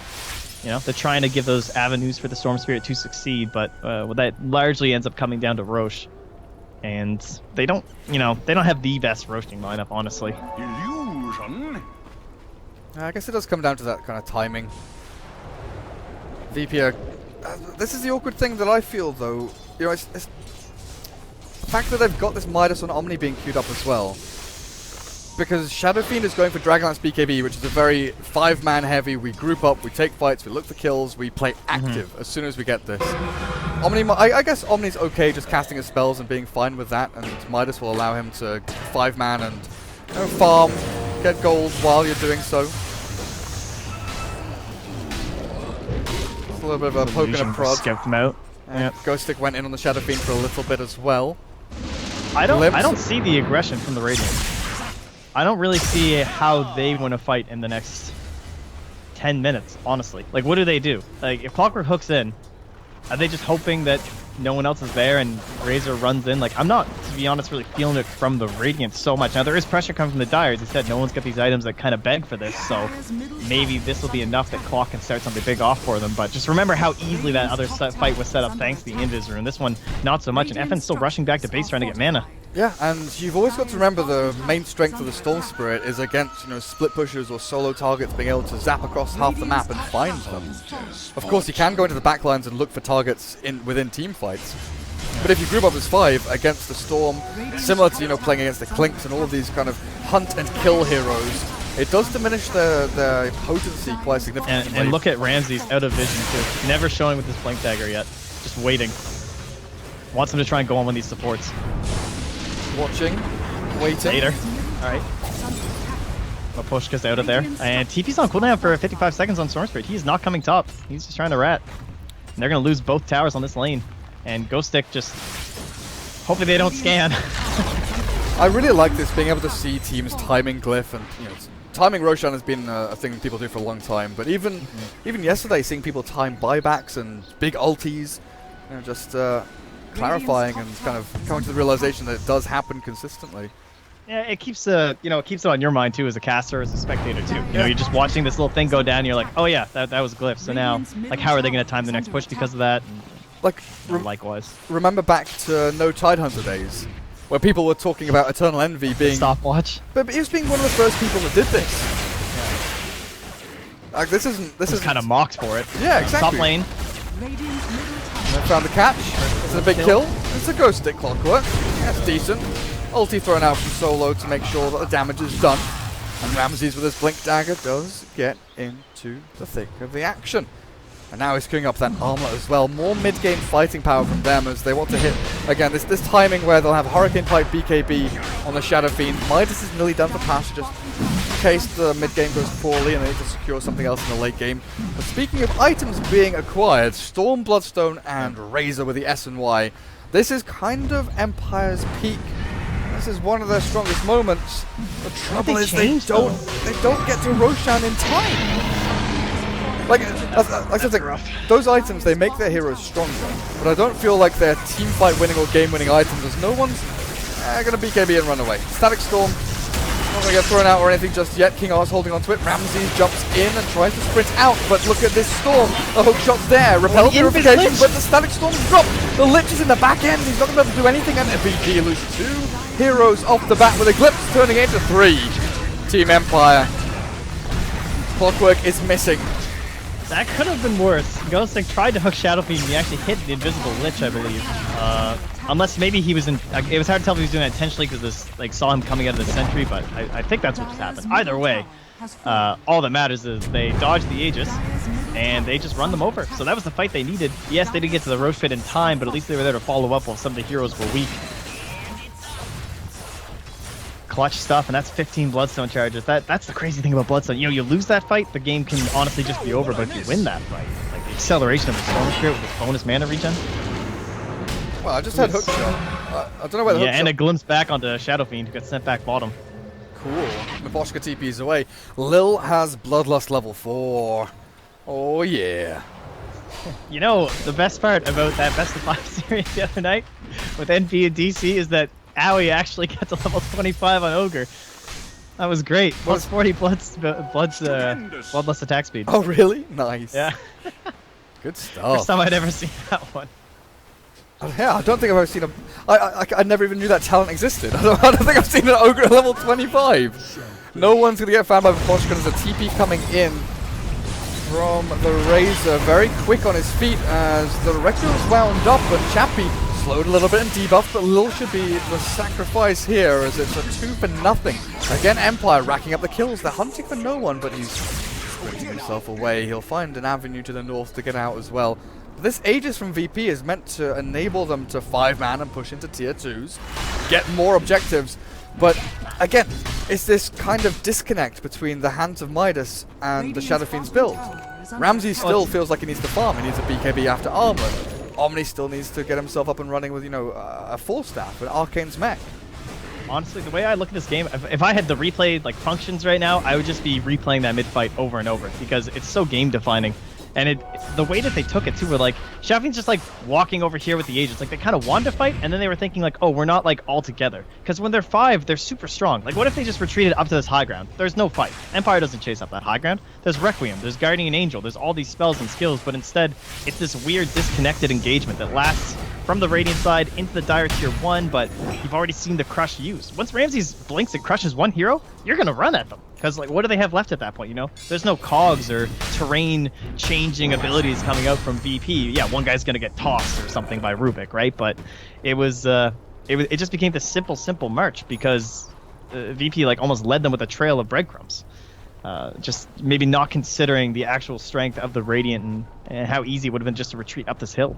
Yeah, I think Ramsey's dying there was a big factor. He jumped in to save no one, then didn't have the ability to actually get out of the fight. No force staffs or anything. The damage is too big. They do have one now on the Shadow Fiend. The Hurricane Pike is complete, and Omni was starting to buy one, but he's changed over. Yes, he's changed over to the Greaves, it looks like, for Pasha. Maybe worried about the eventual Orchid that'll be coming out here. He'll be targeted every single time by FN, so probably feeling like he doesn't have a choice in the matter. Should be a simple tier 2 trade-off. Top and bot being mirrored here by either team. They have regrouped now, of course. They are that 5-man unit. They still have a 1k lead. They still have the Aegis for a little bit to perform this trade safely, but of course with Aegis, you're not exactly looking for trades. And you start thinking about maybe coming to contest this. You know there's a Disruptor who's hiding away somewhere on the map looking to glimpse people back. And so Ramses will start the defense from the base. Well, they have to be careful here. TPing en masse to the tier 2 as Ramses was getting into position, looking for the retreating heroes, but will not find anyone at all. Chappie has a BKB done now. This Razor is starting to get relatively scary. There's one instant initiation tool that VP has, and it's the telekinesis from Rubik. If they can chain that up with a Blink Crush, then sure, they can kill the Razor. Otherwise, Razor has so many teammates and abilities behind him to allow him to have this kind of free-flowing fight where he can steal damage, run back and forth. And Ramses' invis does see Chappie though. And they're all converging in onto his position. Oh, he's moved down. to go down, the Blink Crush is there. No one runs straight on him. Purification, where's BKB. Now Lil? Mojo comes through with the Cogs down as well. Pasha caught in a Static Storm with Ramses as well. The Omni Knight's blown up, and in comes the Storm Spirit. The Requiem wound up as well, but this is just not enough damage. They are trying to kill off Ghostic, but it's barely going to tickle him. King R will finally fall to the Shadow Fiend of no one, or Willie. The kinetic field's dropped. One more punch. Finally gets it down. Ramses. But 2 for 2. VP. Oh, Ramses is trying to toggle him. Poshka's faking the right clicks on Ogre and then gets him mid-toggle. That was so good. I think the Lich is going to die as well. Ogre on the runaway. No one, no Aegis, no Hurricane Pike. Lil gonna try and get his teammate out of here. He's got to give himself for this. He's got to run back in. Okay, he's going to allow no one to die. No, he's going back. Telekinesis up and down. No one's still alive. Static Link for 20 seconds, but no one still had all of his HP taken out by the Storm Spirit. That this FN guy, 20 charges up now. Oh, Gareth the Oracle there. They go on Chappie and, well, what happens? They don't have enough consistent lockdown, and he just barely lives, and once that BKB's turned on, reinforcements coming in not too hot. You know, Lil, of course, being a Rubik, where you're on the back in terms of priority of farm, not quite as rich as a Rubik likes to be, doesn't have that mobility, and can't make his way to follow up there with a telekinesis and perhaps just win that fight outright. Felt like a maybe a pressured play, just trying to do something off the back of that Invis rune. And it's this combination, again, that we saw from VP last game, right? Disruptor, Clockwork. Crazy range, unbelievable reach for continuing team fights, giving chase, vision from the flare, helping out with the glimpses. There's just all kinds of synergy, Cogs and Static Storm. You can pretty much just keep counting them. And now using it against VP very successfully. It's basically the same as like our Centaur and the Disruptor, that is, but... Yeah. Expect much Clockwork and much Disruptor in your futures. These heroes have been proving themselves. I mean, Disruptor's always a hero that just like wins a bunch of games and everyone's picking him, then they forget about him, and he just comes back again, you know? But CIS never forgets. They always pick this hero. He is definitely one of their favorites. It just extends fights, turns a pick into a, an actual skirmish, into a big team fight, and starts snowballing things from there. And Empire have whittled down the VP leads. It's close to absolutely nothing in terms of net worth. Slardar is falling behind. See how patient Empire are willing to be here. Ramsey's not even hitting 10k. Sprinting forward and looking for someone to kill though. Lil. It's the ball lightning. Finds the Clockwork and the Requiem from no one. Goes stick hook shots forward, but still dropped by no one's razors. The trouble is Chappie is on the run, chasing down these heroes in hot pursuit as no one glimpses back into the Static Storm. Perfect play here by the GA, trying to save them up from Chappie's razor, but it's the magic damage from the FN! Where did he come from? Where did he go? FN is role-playing Cotton Eye Joe at this point. Just zips from halfway across the map, 0 mana remaining, but takes down the Shadow Fiend in one fell swoop, and Ramsey's armor toggles through, Chappie chasing down Bloodlust up on him, and with the Plasma Field, the triple kill goes to Chappie and Ghostic. The crowd goes wild.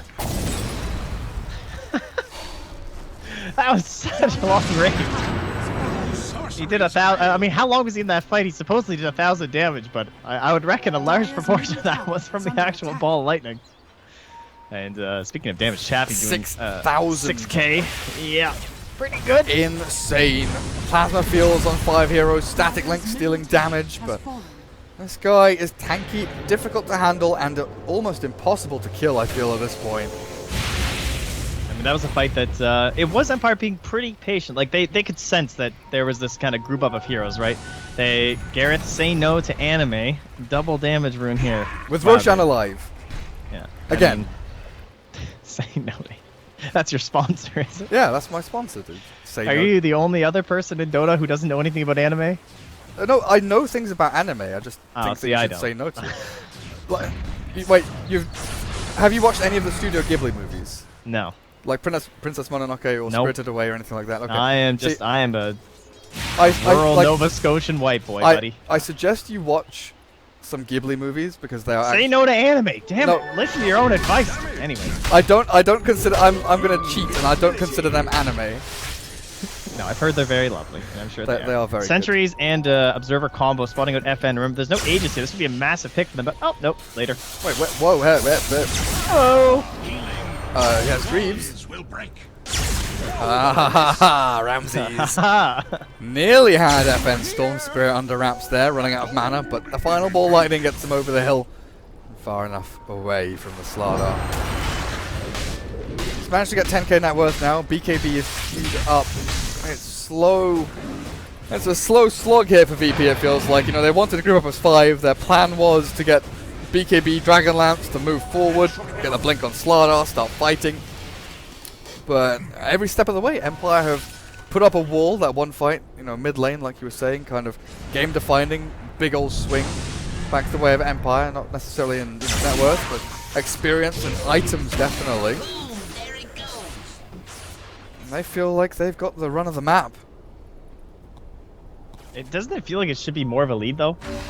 Like, if you didn't see that net worth bar, wouldn't you think it was like a little higher? I don't know, that's kind of how I feel. Like they just gained a 4k lead, and now it's already starting to droop back down to like 2k, you know? That's just VP farming efficiently. The double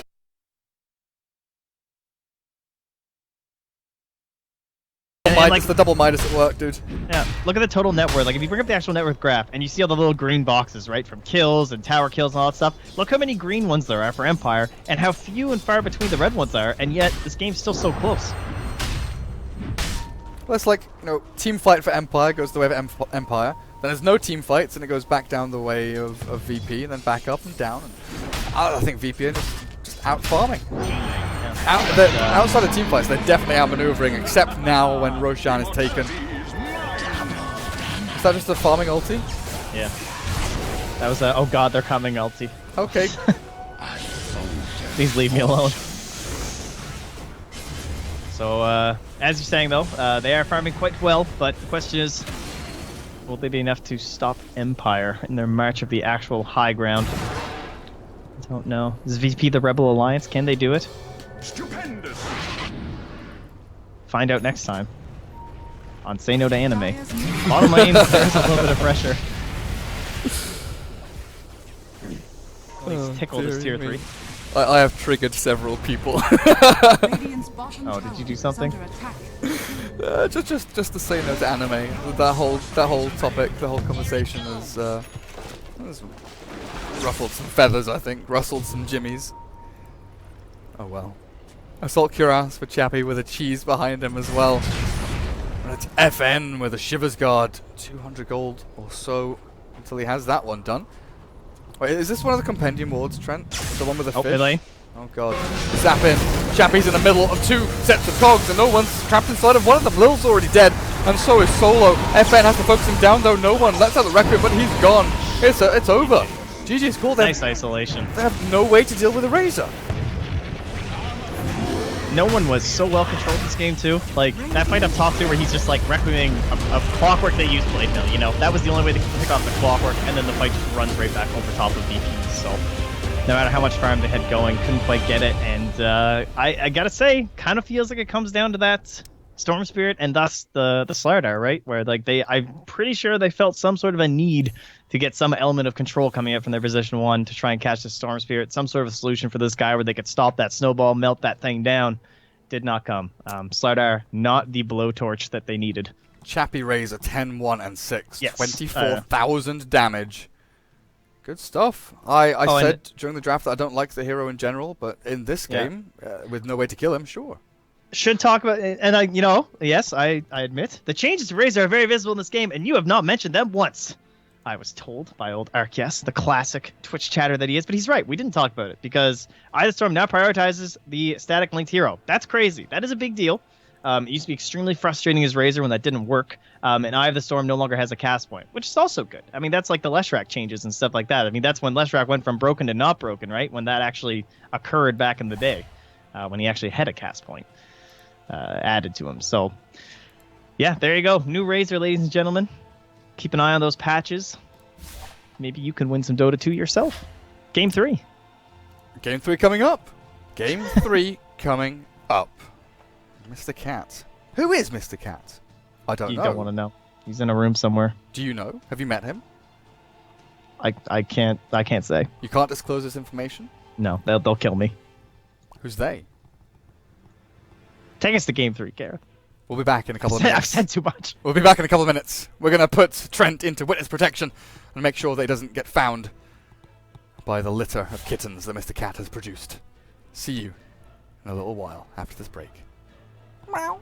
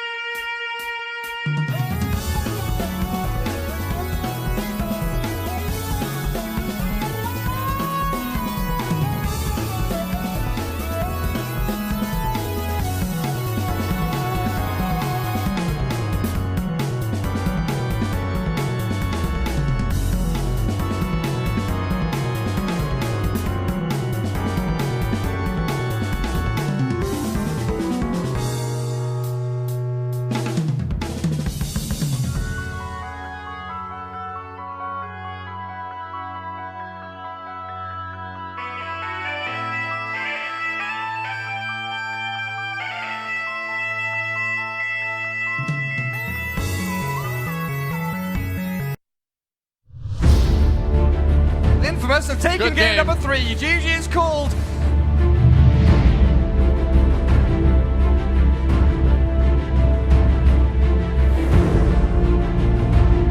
Yo lo molestaba. Estudia una carrera, le decía. Pasa el tiempo y después nada.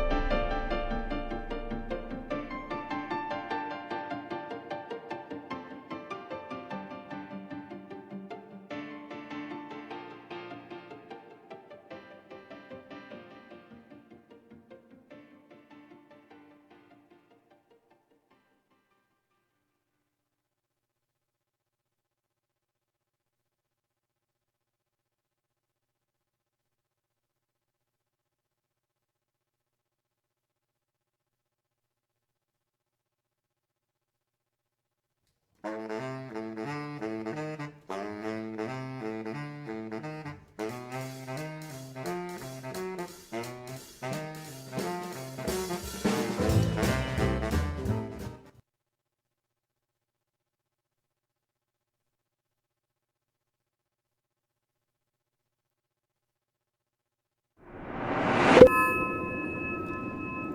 we're back! Game number 3 of this best of 3. The final game of the day of the final series of the day. Empire against VP in this wonderful, wonderful new patch. It's all amazing. It's beautiful. The draft has begun. And Virtus.Pro against Team Empire. The draft is well underway. As I can get myself into the game and unmute my co-caster, Trent. It's a Warlock. It's a first pick. It's a new hero. And it's wonderful. Everyone in chat just sitting there and praying. They're not even thinking about other heroes in the game. They're not thinking about the next picks. They're not thinking about the bans. They're thinking about nothing else other than, will this Warlock get to level 20? That's, I mean, I assume. Because that's all I'm thinking. It's very unlikely, percentage-wise, you know. Not exactly a common occurrence. But if it does, we'll get that glorious new talent. But if it does? Which, if you guys have not seen, is a magical golem spawned upon his death, which is pretty great. Now, I assume it doesn't do the. It does do the any stun. of it. It does? Apparently, it does. From what I read, I've not tested it myself, so I'm kind of relying on. To be fair, the spell itself says summons a golem from the depths, comma, stunning enemies for 1 second, therefore implying that the summon itself is what does it. It's not an additional factor to the summon, so by that logic, if you go by Magic the Gathering card reading logic, one would think that it does in fact stun. That would be my way to go about it, so. Okay. There you go. Okay. Ogre Magi. Good hero. Worked out last game. Clockwork first ban by VP, this time removing one of those long-range initiation heroes from the hands of Empire. I guess one guy we didn't talk so much about is Monkey King. Seems to, as I believe it was Skim who first tweeted it, sold enough Arcanas, guys. No more bashes. Feels bad. Time to buff Kunkka. Yep. Time to turn up everybody else. Get ready for those Arcanas. Get ready for the Immortals and the Arcanas and all that stuff from the Compendium. So, yeah, Basher not having Monkey King. Earth Spirit, of course, is another hero that's been not necessarily having anything to do with this patch, but just recently with a lot of his changes, teams not finding the same value in him, especially as the early roaming for, more so a kind of mid-game team fighter. But if there's anyone that makes him work, it would be a Warlock. So we don't want to count out Earth Spirit quite yet, just because of the Fatal Bond synergy and whatnot. But yeah, this is a very different looking game than the rest of today's. We will have a Terrorblade very early on, not going to get banned out in the second phase, and we get a lovely Ghost Stick Nature's Prophet, and I do quite love this hero. 10 seconds Yeah, I mean, even before this patch, he was playing it relatively often, you know, going for the old Phase Boots, Drums, Hand of Midas, Orchid kind of nonsense build, sometimes the Aghanims, but with this now, was a level 25, 0 cooldown on TP. Not bad. Not bad at all. I actually didn't. Sorry, I was going to say, I actually didn't read the change to Treant. Did you? Nature's Guise now applies a full disarming root rather than a bash on attack. Oh, what? Oh, sorry, I missed that one, guys. Cool. Interesting. Did TB have any big changes? I don't feel like Terrorblade got touched. No, I don't think so. Movement speed loss increased from 25 to 30. So, not a very big touch at all. It's kind of surprising. He's also, I like that, the little question mark. He's also affected by the general illusion damage reduction against buildings. Thanks, Valve. Just a nice little note to put in. Just to make sure you know that we really did screw up illusions again. Yeah, make sure you're paying attention here. Yes, don't complain. We did do some other stuff to him. Chill out. Yeah, calm down, calm down. Oh, Empire remove out Ember Spirit and Centaur. Well, now, VP, OD, and Sniper getting rid of some of FN's heroes. Who's missing, though? I mean, compared to last game, remember, those VP bans, or rather Empire bans against VP second phase, Chen and Enchantress. Now, notably still in the pool, and Ogre Magi, not a great support with dealing with them. Yes, he can stand up to a neutral early on in the game, that's true. However, he certainly doesn't clear them. You could argue the Nature's Prophet, in a sense, does well against those sorts of heroes because he can split push while they try and group up with these heroes, but still an option for sure if Lil wants to pursue it. Disruptor, Nature's Prophet, global power, the ability to just drag on these team fights. You know, the kind of CIS classic. You TP in, you make up the numbers, you glimpse people back, you get the extra picks. It's definitely a kind of pick and play 5 draft by seconds Empire remaining. so far, while VP are like ramping up to some kind of heavy 5-man with a Terrorblade. Reserve time. Or at least keeping that option open for sure. That's one of the better things about this opener. You don't have to commit fully with a Terrorblade these days or anything like that. Radiant team pick.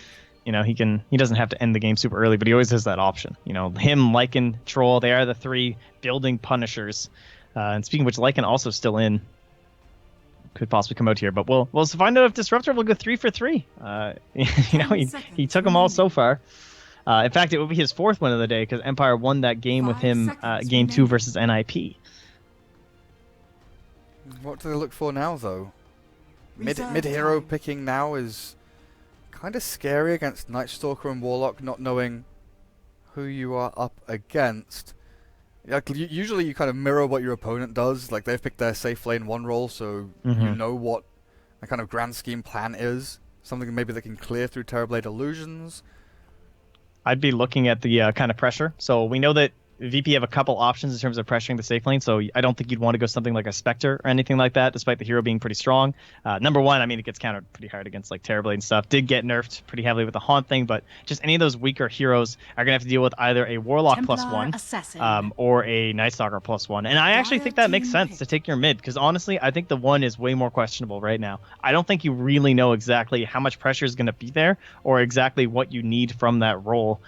Plus, of course, we talked a lot about TA. She seems like she's going to be exceptionally strong with Ancients coming back to 10 every 1 minute seconds spawn, remaining. as well as every other camp, getting all these stacks and her not having to worry 5 about cloak seconds auras. remaining. And with extra creep mid lane to splash off your side blades, extra damage, you know, for the Radiant's denies, top which give tower. more experience and things like that. But Batrider for Virtus.Pro, is that going to be is that going to be a Pasha hero?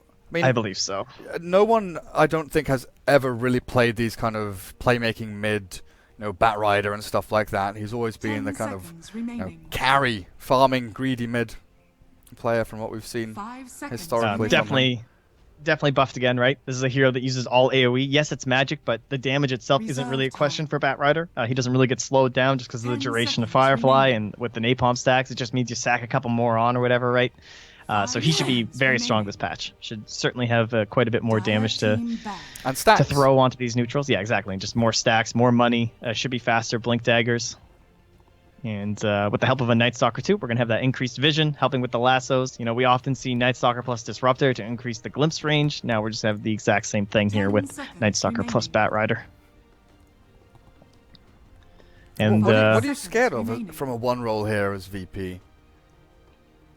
what would I ban? I don't feel there are any Reserve heroes time. that, you know, scream out, "Oh God, we do not want to be up against this." Yeah, I would think, like, what are the strong ones left? Ursa's in the pool, but it's a Terrorblade. He doesn't have any clear. He doesn't do too well against Batrider. They have a Templar, which kind of does a lot of the same things as Ursa, so it would be very all-in to do something like that.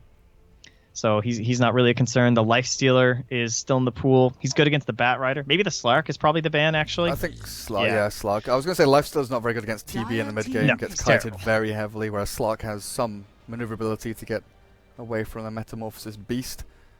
Still would have been like he's good against Bat, but he still suffers a lot of the same things that like the Ursa does, in the sense that like him and TA kind of do the same thing. Like they come online around the same time, 10 and maybe it seconds pigeons remaining. you a little bit into a super strong point, and then like this valley, but 5 then they seconds still do remaining. okay in the later stages too. Of course, it's just maybe it can be hard to grab that momentum if you don't get a bunch of kills. But Reserve time. who's left? They still have Jug in terms of anti Batrider heroes, but again, you know, TB not the funnest thing, but at least you could build like Mjolnir or something.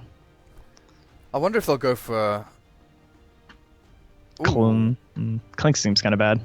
Like, you can't pick Meepo for Chappie here against Fatal Bonds and Firefly and Sticky Napalm. It's incredibly difficult to play up against those things. I don't know enough about Arc Warden to No, say that's a good Arc Warden game. See, that's what I was going to come up to next, because I don't either. Arc Warden is Yeah. this kind of, you know, weird, ethereal creature that is picked by Empire and OG, and no one quite understands what it does or how it does it. It didn't have a very good win rate at Kiev. It was like, you know, 1 game out of 9 or something like that. You know, it was ridiculously bad. Anyway, But I don't think it does too well against TB anyway. VP, maybe considering their Veno mid, perhaps. I mean, there's a TA. You already have a lot of damage from the TB. Helps in pushing. Helps with Night Stalker in early fights. That could be nifty. It's time to bring back Viper, though, I'm sure. Is that a hero yet? I don't know if that's a hero yet. It's really not. People can keep hoping. But, This would be a kind of cool game to do the mid Jakiro. oh yeah. Ursa warrior. I go for the Ursa. Oh, that's very VP. Radiant team. Okay. Not sure about the matchup against TA. I guess it does okay because you can place yourself past your creep wave and in the middle of the enemy creep wave and not get splashed to death, like so many other ranged heroes do. It gives you that kind of tempo that you need to play with the 10 bat, with the seconds Night Stalker. remaining. Once Warlock hits 6 and once TB gets up and running into these tier Surely ones. going to be some sort of a 2v2 or something anyway, I'm sure. Yeah. Maybe Warlock Ursa. Arc It is the There he Arc Warden. is. All right. Apparently. I sensed it. I don't know why, but I was like, I think it's coming. Yeah. So, yeah, I would think with the Ursa that helps though, right? This is a jump on you burst kind of a hero. He has to get inside the little bubble now, of course. You know, not too much of a problem for melee heroes, so Ursa's slightly okay with that, but pretty bad for a Terrorblade. Gonna be hard for them to push super early on. Batrider and Night Stalker give a lot of map pressure and vision though, in terms of catching out this Arc Warden. But again, that doesn't really come to play in the later stages because of the whole clone thing. What a weird hero.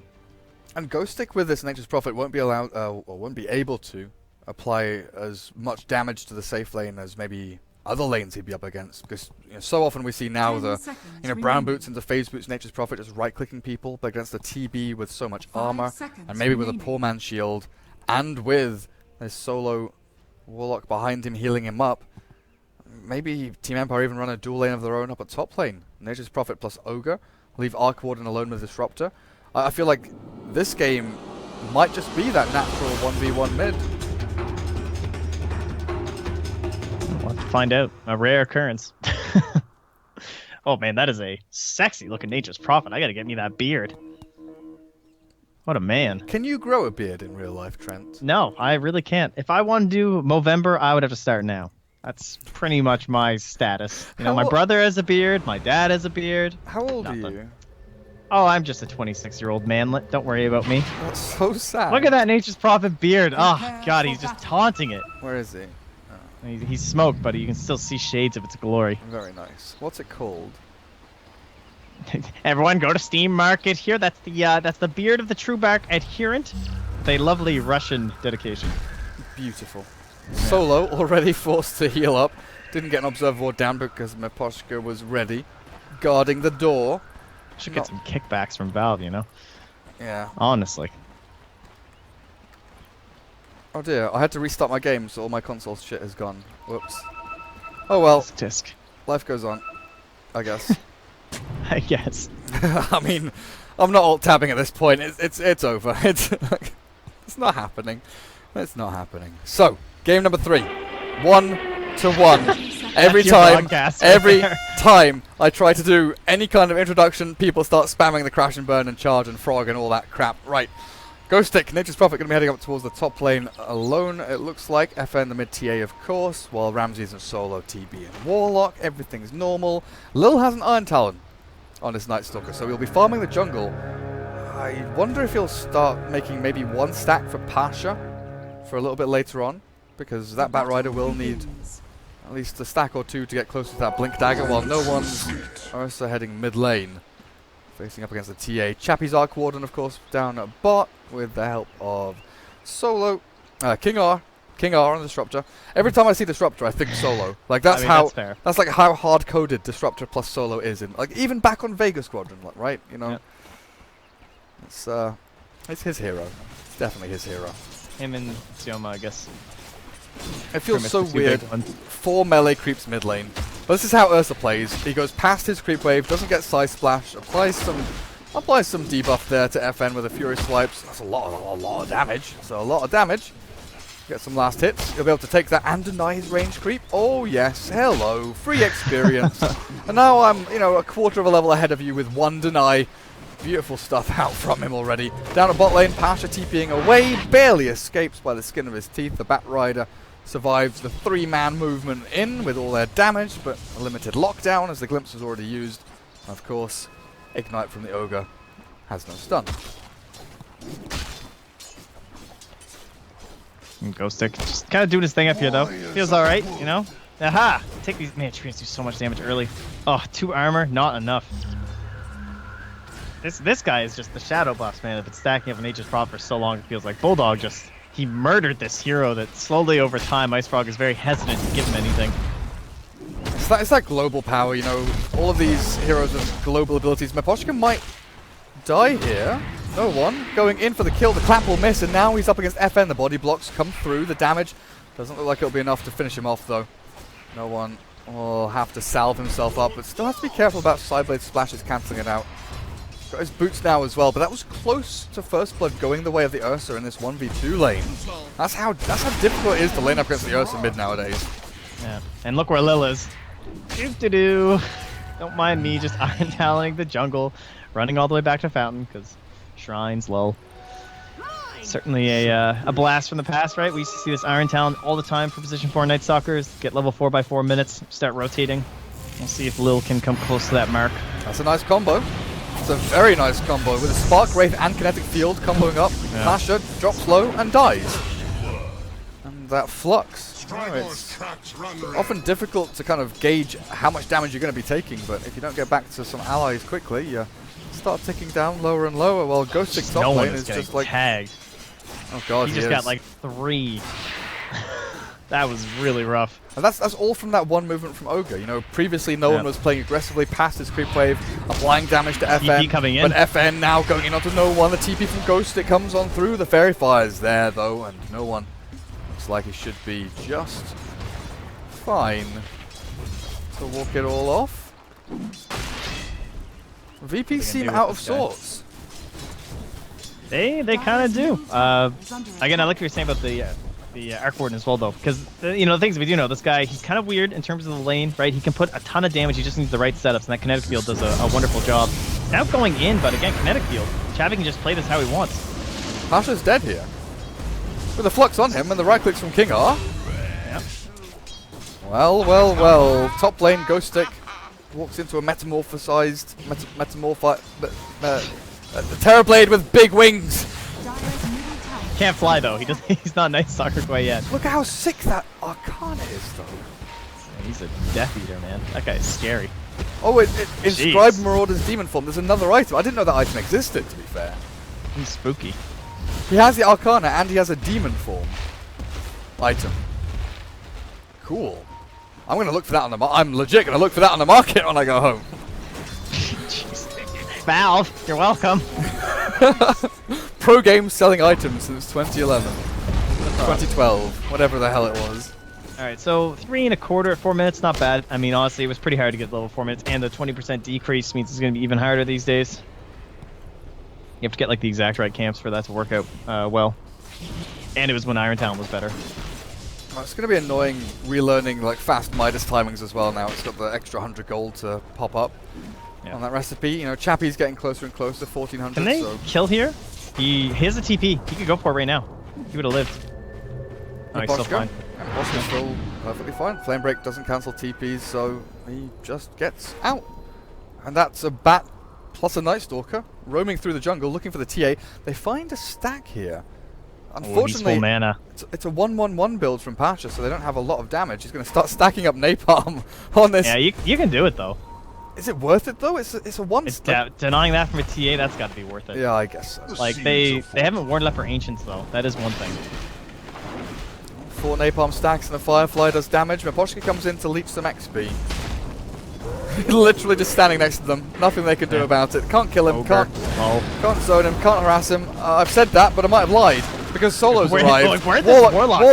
Yeah, I don't know. I just see. He just walks in. Solo just like wanders in, like, "Hello, I am a warlock." Level 2 Shadow Word, apparently enough. I mean, TB's fine up on top lane. Ghostic has left the lane. Fair enough. Okay. I mean, I'm sure that's still worth for Ogre. You get all that experience, and it takes 4 heroes essentially in this quadrant of the map. Probably okay with that result. Your TA's safely jungling away, knowing where everyone is. And the shrines. Look at this top. No pressure on this tower. That is actually crazy. 6 minutes in and a largely alone Ramses. Ooh, with the stack though. That's going to be a very happy Metamorphosis next, I would reckon.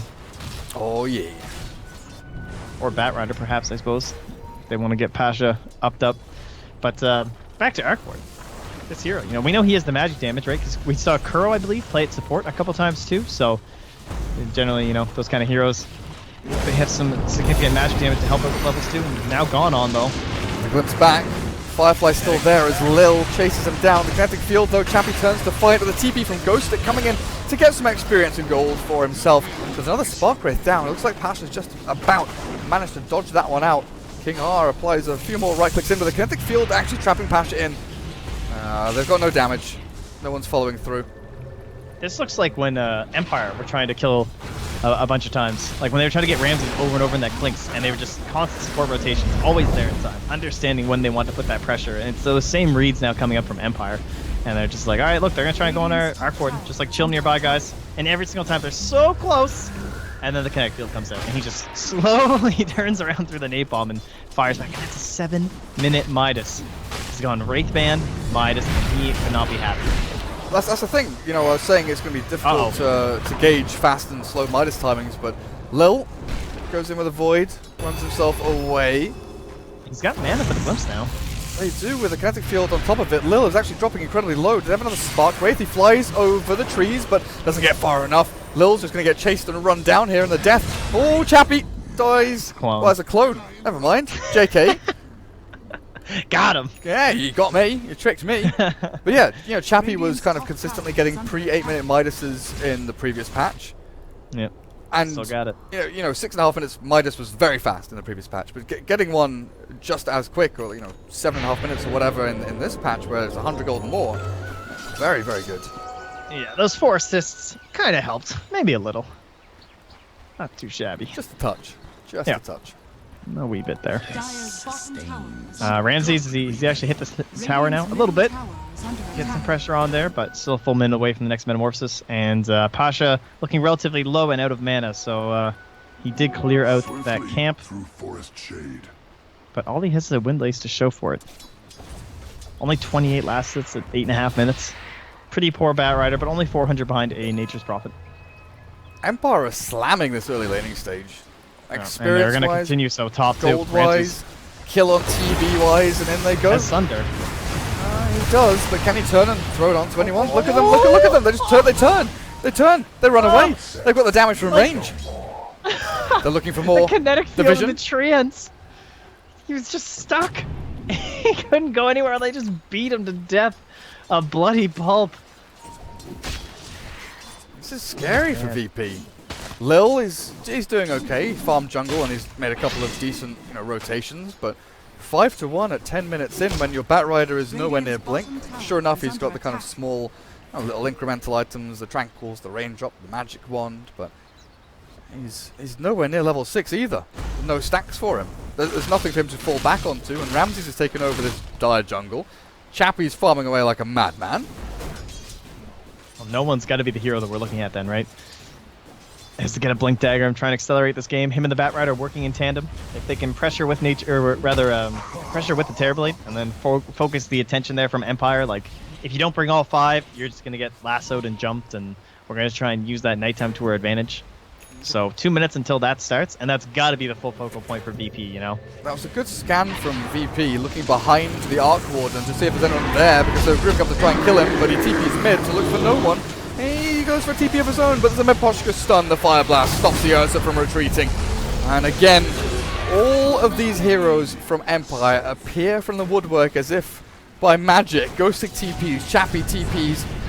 And the Ursa thought he was in a 1v1 against the Disruptor, which he was, pretty happy with. And all of a sudden, there's 4 heroes shoving spells down his throat.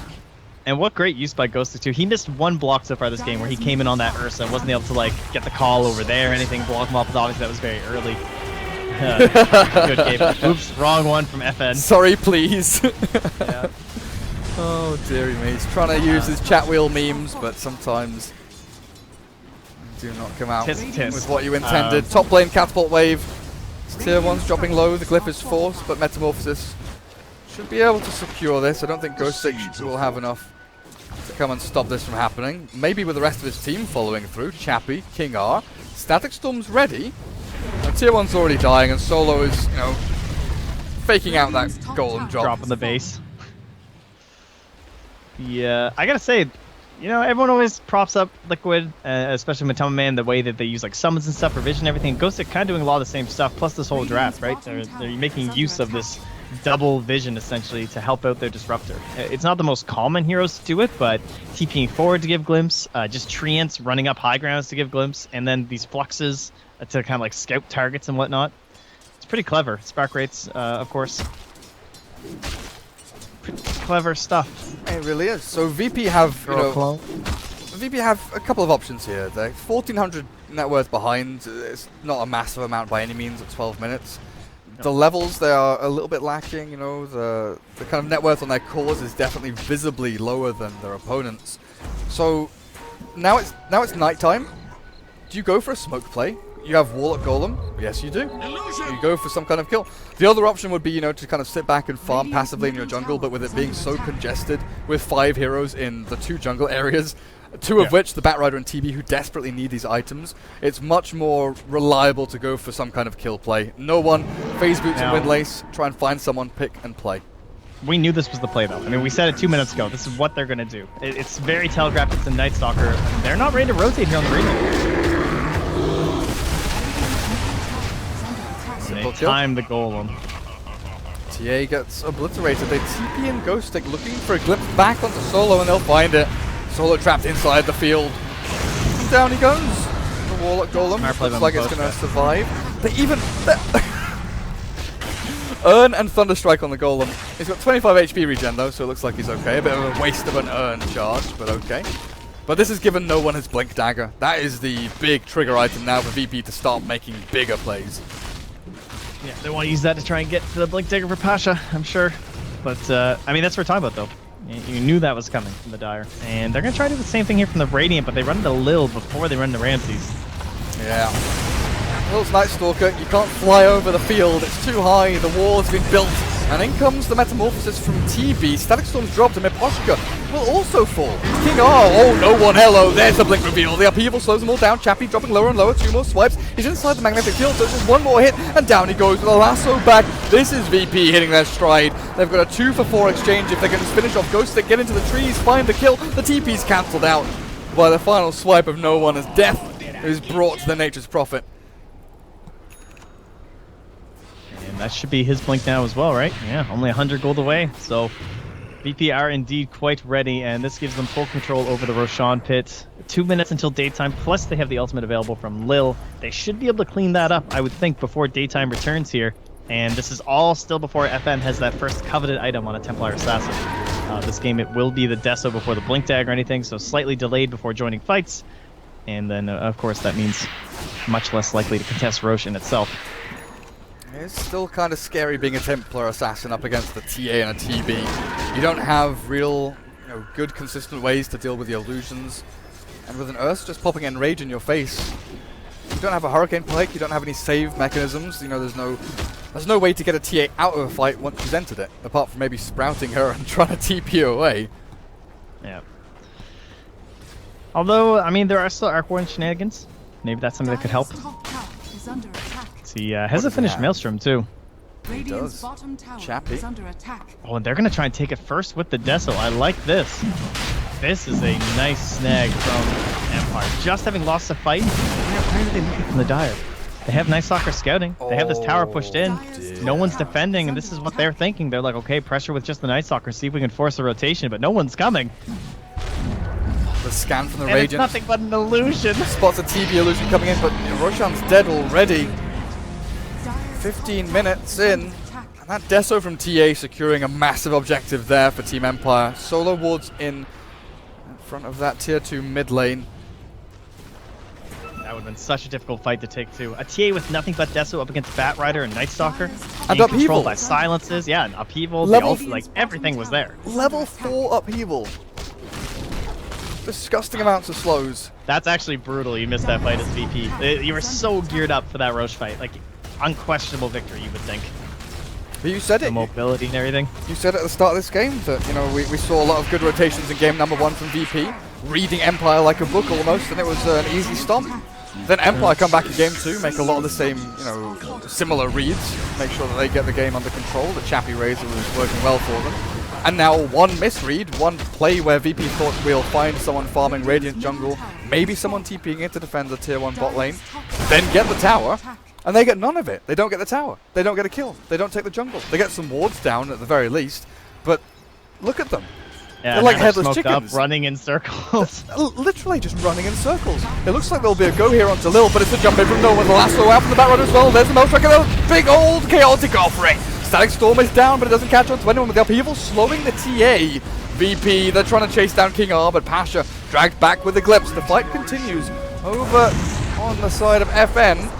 As this Aegis is popped, and with no Blink Dagger and a Sentry down, I don't think retreat is an option here. Lil Sunder from Ramses keeps his mate alive. The buddy system working out wonders for VP. Finally a team fight they can call their own. They bust out everything in the kitchen sink though to win that.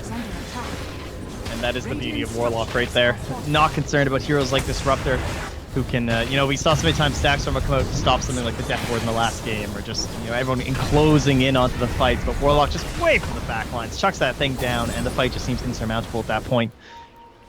So VP, after struggling a little bit in terms of the identity of the map and where they need to be, they have figured it out now, but Lil, he's figured out by the Radiance, so how did they see him? A consolation kill. Was it probably an Arc Warden thing? Yeah, I guess so. Must have been. Just Arc Warden things, you know. Amazing stuff. Absolutely amazing stuff. But that was meant to be the momentum shift, or the momentum sort of breaker there, was the Aegis on the TA. Supposed to win team fights with that, not lose one straight after. And now VP feeling very strong. TB with a Dragonlance Yasha, nearly up on his Manta style. No one's Ursa has been a sight to behold in this game. 2-1-4, not too many kills, but he's been in the right places at the right time to get those big juicy targets like the Templar Assassin. Alright, Ghostek, he does have himself a Shadow Blade, so he's gonna have this game. He's very farmed. Like Orchid or something. Orchid's kind of meh. Well, it's okay against Ursa. You could go for the Maelstrom route. But I don't know if you want to, like, I don't know if you want to overlap with what Arc Warden does. Exact same item build. Yeah. I mean, it's identical. It's identical, right? Yes, well played indeed, Chappy. So they will finally get that pressure on the bottom lane and with an Aegis Prophet. Long ago, top lane has gone down, so it's not like there's any sort of a trade happening for the Radiant. Although they will start to position and posture around top. I've been patiently waiting for some Ancients to reappear.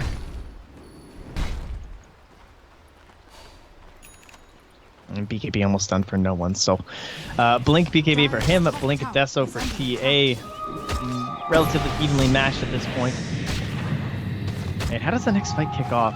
It's got to be around Golem, and it's just coming back up right now. So Radiant will be aware of this. They didn't pressure or force anything during that, and now it's nighttime. So perhaps a little bit of a window missed there for Empire if they want to get something done, but they have some items on their own, of course, that they're opting for this Blink Dagger for the TA and stuff like that. So more so just a fortunate timing away for VP. VP really do like these early BKBs, don't they? We saw them at Kiev, we saw them in this series. They, especially No One, likes to go for early BKBs for the big reason that he likes to go into team fights early on and start battering people to pieces. It does leave them a little bit open-ended once the game drags on a little bit. Pasha. This is an Ogre, though. I don't know. Okay, that was a TA. He's pinging them out, and now there's a Disruptor. He doesn't see... Well, actually, he does with the Dire Observer Ward. They'll see the two supports moving north, and the TA on the creep wave. People are coming in here from VP. Solo. No One and Lil. Are they going to smoke? I don't that vision again. One. See these supports. We see They TA. walk past the TA. They see him.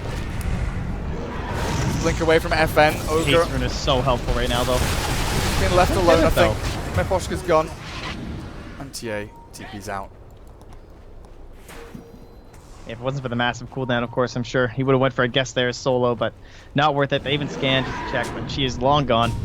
Yeah, they just grabbed themselves the Ogre, but it is posturing. Oh my goodness, that was a quick one from No One. Yeah, even Hops through the glimpse. in. The glimpse was there, but it was just too much damage. The final swipe lands. It's going to be nice posturing. Oh yeah, onto that tier 2. Ghostek is aiming for the Orchid. It's going to be... Makes sense. What for, though? For the Warlock? It's good against Ursa. Stops like even the Aghanims and stuff, right? Yeah, I guess so.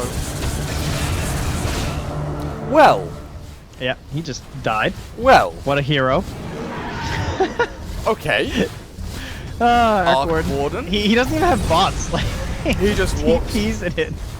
Yeah, he just Like go to the shrine. Fair enough. Okay. Batrider just gets obliterated. TP tower. It's great.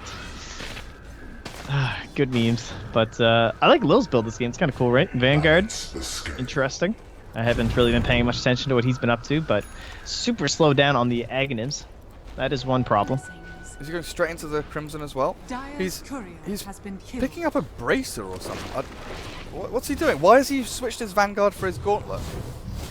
Am I dumb? Yeah, it's the... Oh, no, you're definitely not dumb. It must have been something with... Did he think that the Courier can only complete? Was he... it must be some sort of a mistake. He just hasn't realized or something when he was switching items. What's the Gauntlet for? It's the... Did he buy it by accident for the urn? I don't know, maybe. I feel like that's what's happened. I feel like he's bought the... Oh, hello. FN finds Lil. Lil finds FN. They find each other, but it's going to be a TP away by the Templar Assassin. Pasha's still farming away. 4 staff required. It's like, why do I have this gauntlet? What's going on? Why does he have this gauntlet? Where'd my Vanguard go? This gauntlet doesn't do anything. Yeah. I didn't catch if he was shrining or something. It just didn't move back, but either way. No, they will smoke up. No, I know what you're saying about the gauntlet, though. Yeah. It might have just been an early game item, and then he's just like, oh yeah, right, oops. Oopsie, urn change recipe. Could have been he was thinking drums, too. Like, drums aren't bad for his team. I mean, it is first series of the patch, you know. That's his first time buying urn on this new patch. Oh, hello. Dire Vision. I think they see Miposhka. It's an ogre, but it's a kill. Yeah. If they can find him, if they can chase him, he's TPing away. They're not going to get him. They've gone for Ghost Stick instead. Target. The Shadow Blade is there. There's no reveal from the Dire team, and away goes Ghost Stick. TP's away to safety while the Fatal Bonds and the Flame Break should be able to clear up these little old treants. That's a bit of money for them, but 4 staff, finished, of course. It's only a 400 gold recipe now. Dota 2, Dota 3, call it what you must. Happy day for a Batrider. And we start eyeing towards next Roche will be about a minute away here. And that's cheese. Second Roche now has cheese. If you guys have not tuned into the notes. Second Roche cheese feels good, man. Chappie finds solo. This might be a quick and easy kill with the clone. Yes, it is. Dead he is. Nice global use there. A secure from Ghost Stick, of course. How much did that do? 350. Wow. Yeah. That is crazy. And it's like free vision because it's just this clone. Yeah. Oh, that's great. That's only level 2. Wow. Well, that's your Orchid done for Ghost Stick now. And he's moving into a BKB. This might be the time for VP bottom lane to move in onto Miposhka. But Ghost Stick sprouts up no one. Silences him with the Orchid as well. So the BKB is forced to pop, but FN has jumped in the lasso with a glimpse. No one's dropped, and Pasha stuck here as well with a 2x multicast and the trap out, and he's demolished. The Melt Strike from FN just slaps it in his face. Ghost Stick actually does so much damage too. Like, I mean, it's a TA, so it's a little bit overshadowed, but when she's throwing that Decimal on top of people, and Ghost Stick is right-clicking them, I mean, look at this guy. Like 200 and some damage right now. Ain't too shabby. I feel like Empire have this game on lock. Like, Arc Warden has been so slyly farming and moving around the map. He's got a full Mjolnir on top of his Shadow Blade. Boots of Travel is nearly here as well. They move into the Roche Pit for FN to come in with the Desolator hits. And VP are in no position to come and stop this, with Ursa dead for 13. TB having 0 mana to his name, so he can't go and contest the Roshan either. It's an ace and a cheese for free for Empire almost. They're actually going to come in and try and fight this, but look at that. The silence stops the Warlock from getting in too deep. He did get the ult down, but so did the Disruptor. And look at that Static Storm blocking the path, blocking the entry. They can't get into the pit, and Roshan dropping. It's getting lower and lower. VP needs to get in, but the glimpse back onto no one will secure the Aegis for FN, as well as the cheese, I'm assuming, goes the way of Chappie.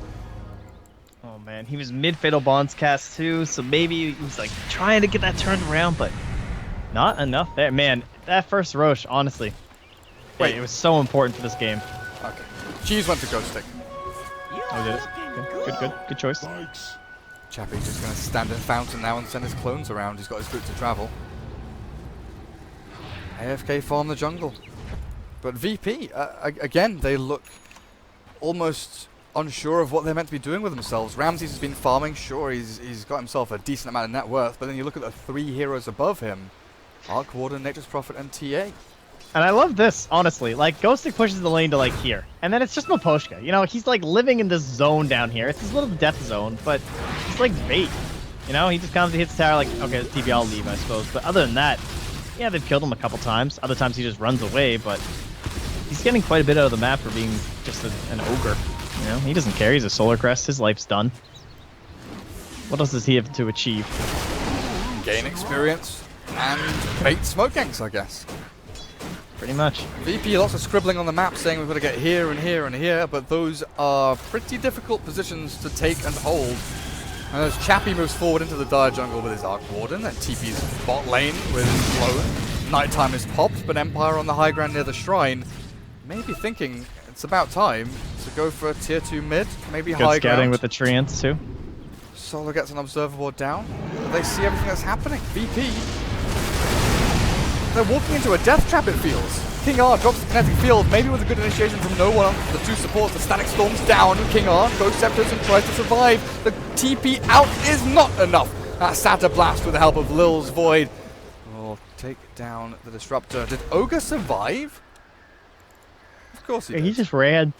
He's an ogre. Solar Crest. He's got Solar Crest. Okay, he just 6 Fury swipe stacks and he's only like 50% HP. just waddles away. And that's a Ramses Metamorphosis down without really anything gained. Empire switch down to bottom lane, look for the kill onto Solo with the clones. Sunder is available from Ramses, but they're not going to use it. The clone is going to die. Solo very, very close to death zone. Ghost against the tower with the Treants. This is all coming up. Empire at this point. Chappie, though, boots of travel on cooldown. It was Lil. Very, very close. He dusts, but not in time to get the lasso. This is where Pasha needs that gem. He's got it in the quick buy slot. Lil actually just bought it too because he got gold from that last fight. So he can, yeah, they were both kind of eyeing it up for a while, so he can actually hand it over at this point once he's done his dewarding rotation. But we did point out he has not purchased the Agnums yet. So there are definitely some downsides to this Night Stalker this game. Look, Lil runs at the ogre and then Can't TP's lose come that in. gem. Chappie. The clone static charge over on the creep. No one clears it up without getting zapped. So irritating. VP have been corralled back into their own base. Look at the damage it does. This clone. Do you see this? Yeah, it's insane. And that was like 4 seconds of hitting him. Jeez. This hero. Empire. Unexplored territory, honestly. 12,000 net worth lead over on Empire. A lot of this does belong to Chappie, but Ghostic is up there as well. He's got his full BKB done. Hex is on the horizon. Aegis lasts for another minute and a half or so for FN. But they've found King R. They've got the Disruptor. Not a huge kill, but this might be what VP needs to, you know, poke and prod a little bit. But you look at that one lane, you're like, okay, they got a kill. They've got a bit of map pressure. Then you look at the other lanes, there are 4 heroes mid, and then a clone. Oh no, it's a 1 hero top, and then 3 heroes and a clone mid. I was just looking, I was thinking like, oh, but Disruptor will be right back, but wait! Ladies and gentlemen, they're over. Aha! One goes down. Well, yeah, it's just, I don't know, they already have the objectives down there, so it's just so like, he died. You know, we're still farming like crazy. Who cares? Just feels of like no consequence whatsoever. And there'll be a Lincoln Sphere down here soon for TA, so the one real concern from FN diving deep via Lasso or Sunder is starting to be nullified. They have a couple ways to cancel it though, so they'll have to be a little bit wary. You know, like Night Stalker's always ready essentially with both Void and Crippling Fear. How does VP win this game? Terrorblade. I've learned to never doubt this hero. It is on the back of Terrorblade. It's going to be one fight with, you know, Fatal Bonds, Chaotic Offering, and a Metamorphosis. Hopefully for VP, it will be outside of Empire's base. Yep. And they just... What are they marking there? A lane, basically. Was that Glyph? What were they? 3 people just marked a timer. I think they just marked Roche expiring. They were just refreshing it. Ah. Yeah, so 3 minutes. Okay. Smart players. I see. This is where That'll VP be are our now. earliest possible spawn. Up on the front lines, looking for something, looking for control around the Roche pit. Accurate line from Ghost Stick, just pointing out where they were. He was correct. However, they have rotated through, so just be a little cautious here, FN. He has the blink, he has refractions up. Not too much concern being this close. And a yeah, there you go. Lincoln's BKB, so he can't be jumped by the Batrider, really. I'll go for this little guy instead. Disruptor. Caught and killed. Now that's a bit different. That's a pickoff right at the feet. And it is the Disruptor. You know, that's a lot better than killing Ogre and Disruptor down here. Can they do anything with it, though? Look where their creep wave is, though. 30 seconds until King R's alive. And yeah, the TPs go back. Ramses just runs away. They can't do anything. They actually can't. You know, top lane, maybe they can try and make some rotations up there, but then you're like bogged in by this shrine. That's a little bit scary. They can just come in from behind you. Already have to worry about the TP rotations of this ridiculous hero Arc Warden and a Nature's Prophet. What's his next item? What's he got queued up? Silver Edge for Chappie. It looks like it's going to come through. That's going to be real dangerous for no one, especially when you'll have a Bloodthorn soon for Ghost Stick. 10 armor. It's at 35 attack speed. On I who? like that. On Nature's Prophet. Yeah, I guess against the Terrorblade and Ursa Warrior, fair enough. Yeah. He's got plenty of attack speed between his other items. Midas, Shadow Blade, as well as that Orchid. I think it's a good choice. Like doubles his armor, more so. Empire are the ones pressuring this tier 2 mid lane. Again, just trying to reclaim some of this map control. The VP keeps shoving down mid. Arc Warden with his clone out. Tier 2 very easily falls. If Dire win a fight, though, the Radiant are just going to storm right back to it. Like, cooldowns, not of concern whatsoever to the Radiant.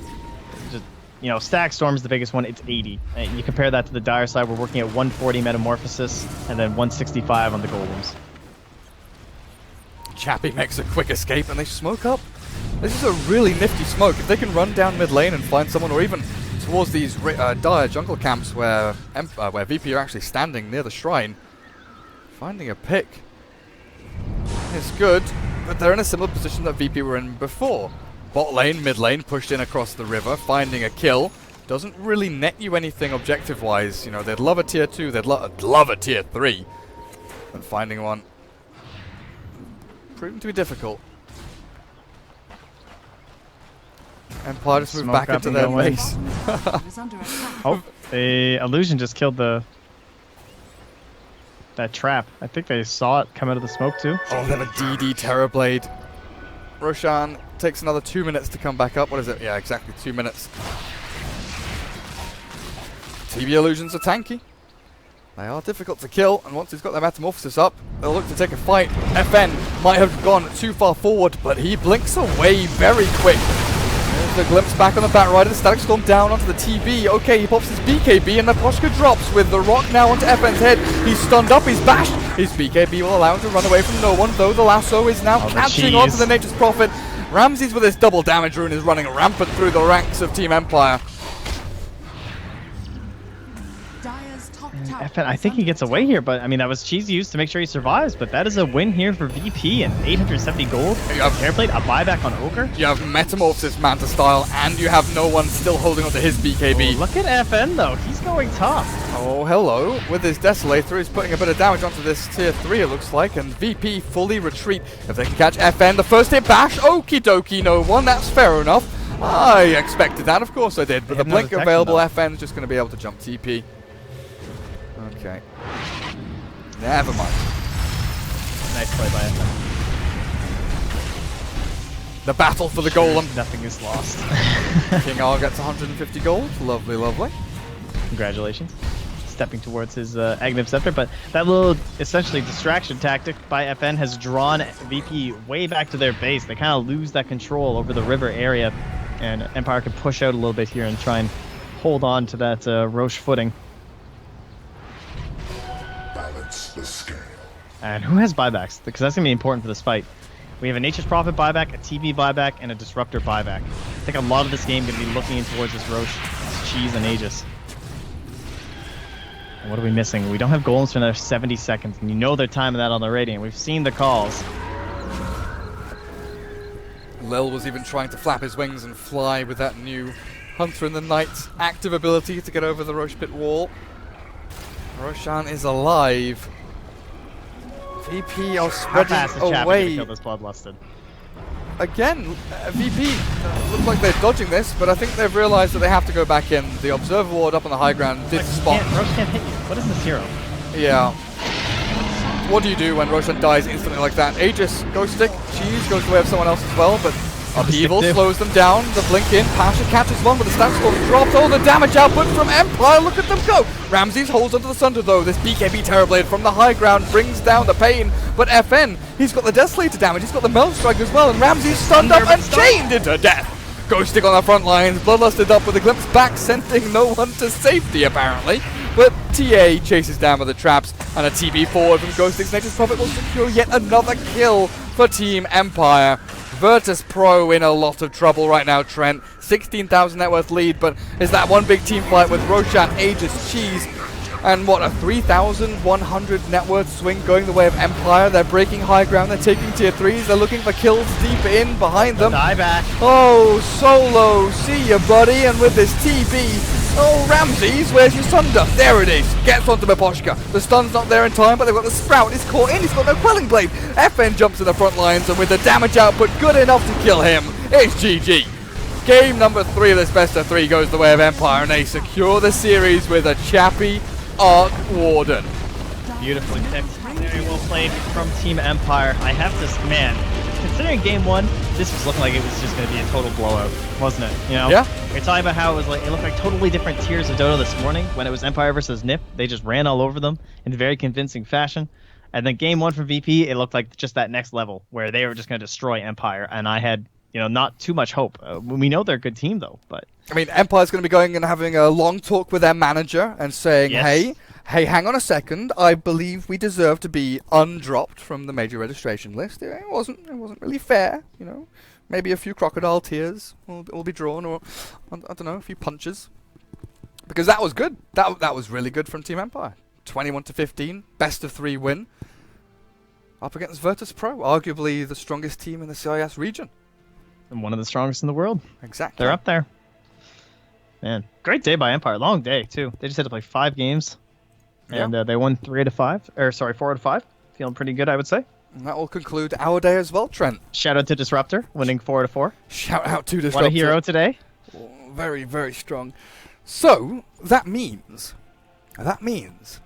Empire face up against Team Secret tomorrow at 5 p.m.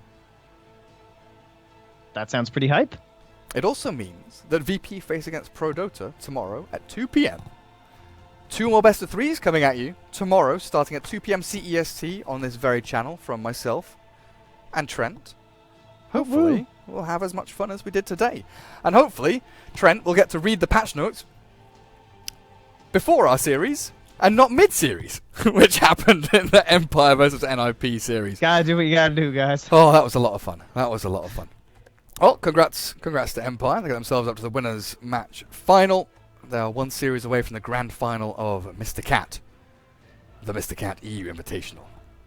Trent, do you want to tell us who Mr. Cat is yet? Never. Oh, I thought they'd taken you there for a second. I thought the thought the cat burglars had come in and nabbed you. Taken you to their little he's a den. mysterious dude. I know he loves Chinese betters, though, so And cardboard boxes. go China.